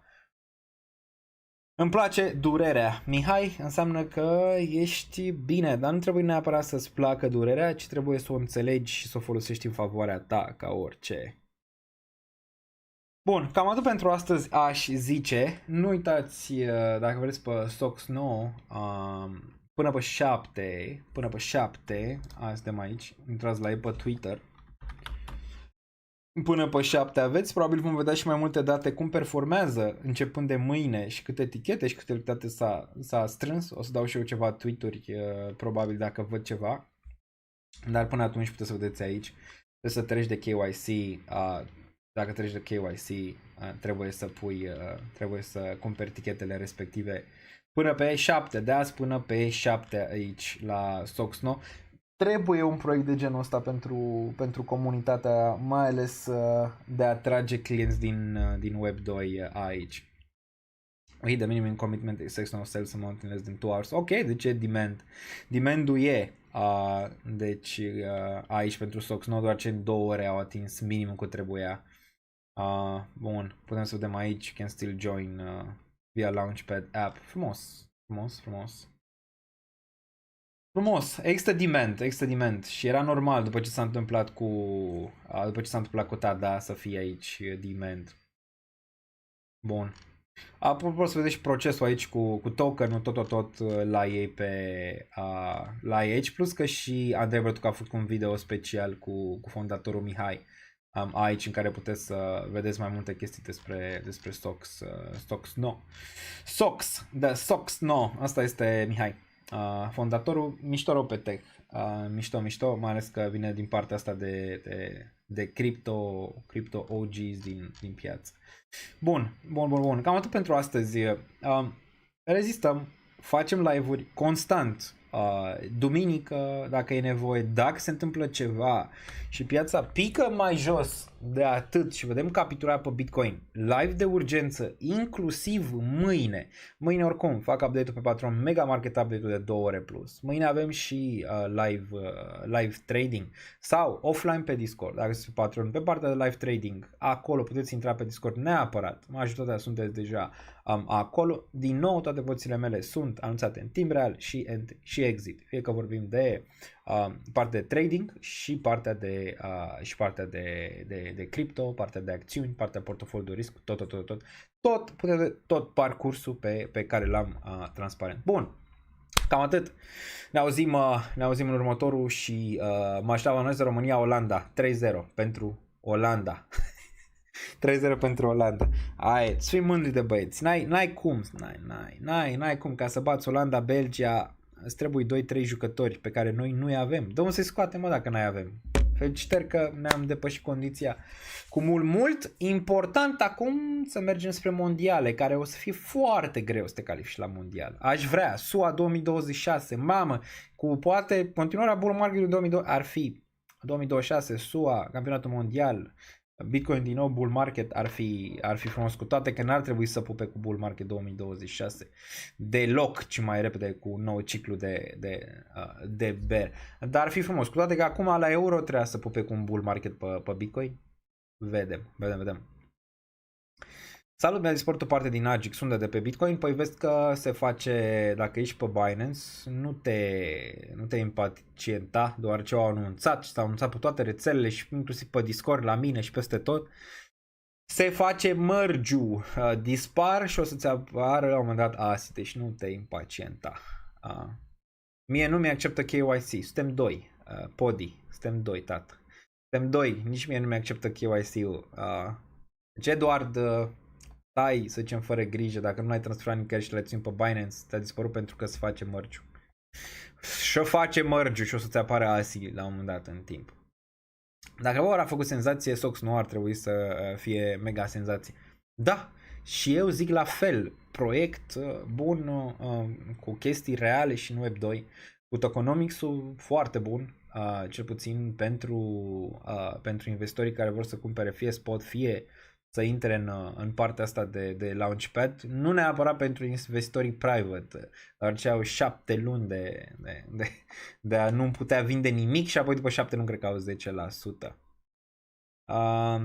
Bun, suntem 3, zice Andrei M. Ăla e, ce-ți faci? Vezi că mai iau un launchpad, nu mai țin minte exact care e, asta așa, pic aici. Păi ăsta, pe KVPad XYZ, dar e sold out. E sold out ăsta, pe acest launchpad s-a dat sold out. Am mai făcut aici, după cum vedem. Pe ăsta și pe ăsta e sold out. Deci cererea a fost mare, Da, Olanda, Danemarca, greu. Eu pot să le arăt, numai că la mine problema e, eu am și carnet de conducere pe Olanda și tot ce vrei. Numai că ăștia nu-ți spun numele, că ei au chestia asta cu privacy-ul, să nu fie tot numele pe actul de identitate sau pe bills, trimite. Nu, îți spune inițialele. Și dacă îmi pune inițialele, nu se vede tot numele. Eu, ca să pot să fac KYC în felul ăsta, cum e creat de ei, eu trebuie să fac scrisoare la municipalitate ca să-mi pună numele. Nu. Bun, suntem 4. Bun, cam atât. Țineți ochii pe Discord, Twitter. E un moment în care trebuie să fiți cât de activ puteți. Munca se bagă acum, roadele în 3 luni, 6 luni o să le vedem împreună. Roadele din nou. Dar acum munca. Acum muncă când e de muncă. Muncă când e de distracție. Acum suntem pe muncă. Muncă mode. 6 luni de zile. Foc intens. Nu plecăm nicăieri. Rămânem pe ele. Și în final, n-am niciun dubiu că marea majoritate va scoate profit dacă își face planul corect. Bun, cam atât. dați like-ul dacă v-a plăcut. Toate linkurile în descriere, nu uitați că avem un sponsor, XV. Găsiți aici, dar găsiți și în descriere, Exchange Crypto românesc, toate linkurile în descriere, tot, de la NordVPN, dacă aveți nevoie, aveți minus 60 ceva la sută. Bullish minus 60% pe Nord VPN și alte chestii le găsiți în descriere. Beach Please pe Bybit, aveți și promoția respectivă. Plus că acum o să tranzacționez un pic mai mult pe Bybit. Vreau să văd ce se întâmplă cu Binance, că n-am avut timp să mă uit exact pe partea de credit. Bun, stay safe, much love, apăsați clopoțelul deoarece dacă se mai întâmplă ceva, live de urgență, vedem mâine și omaj. Ne auzim, noapte bună!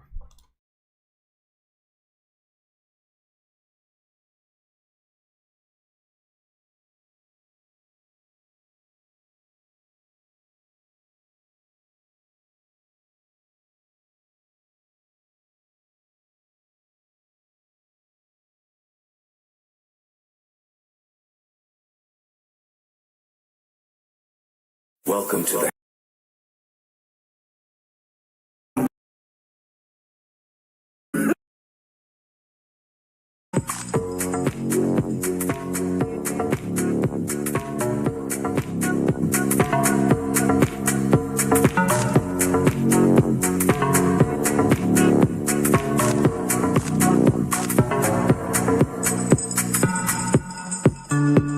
Banii, să nu vă... încă nu e investit, nu e cheltuit. Nu mai am niciun leu.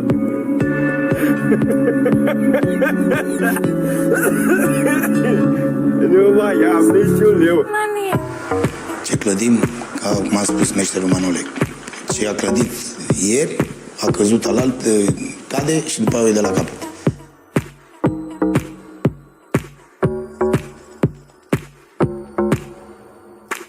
Două, trei vorbe, bună seara și... Bravo, Bobe!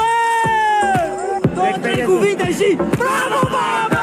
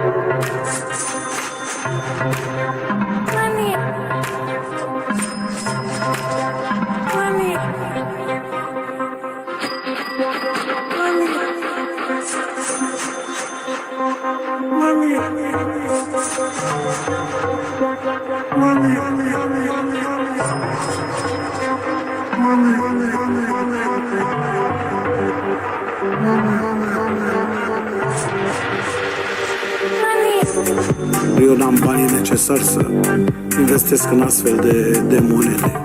Eu bag cardul, scot milionul, îmi cumpăr ce am de nevoie și atât. Mă pricep cu criptomonede și cu astea. Pentru un lapte bătut și un sandwich mi-ajung cea.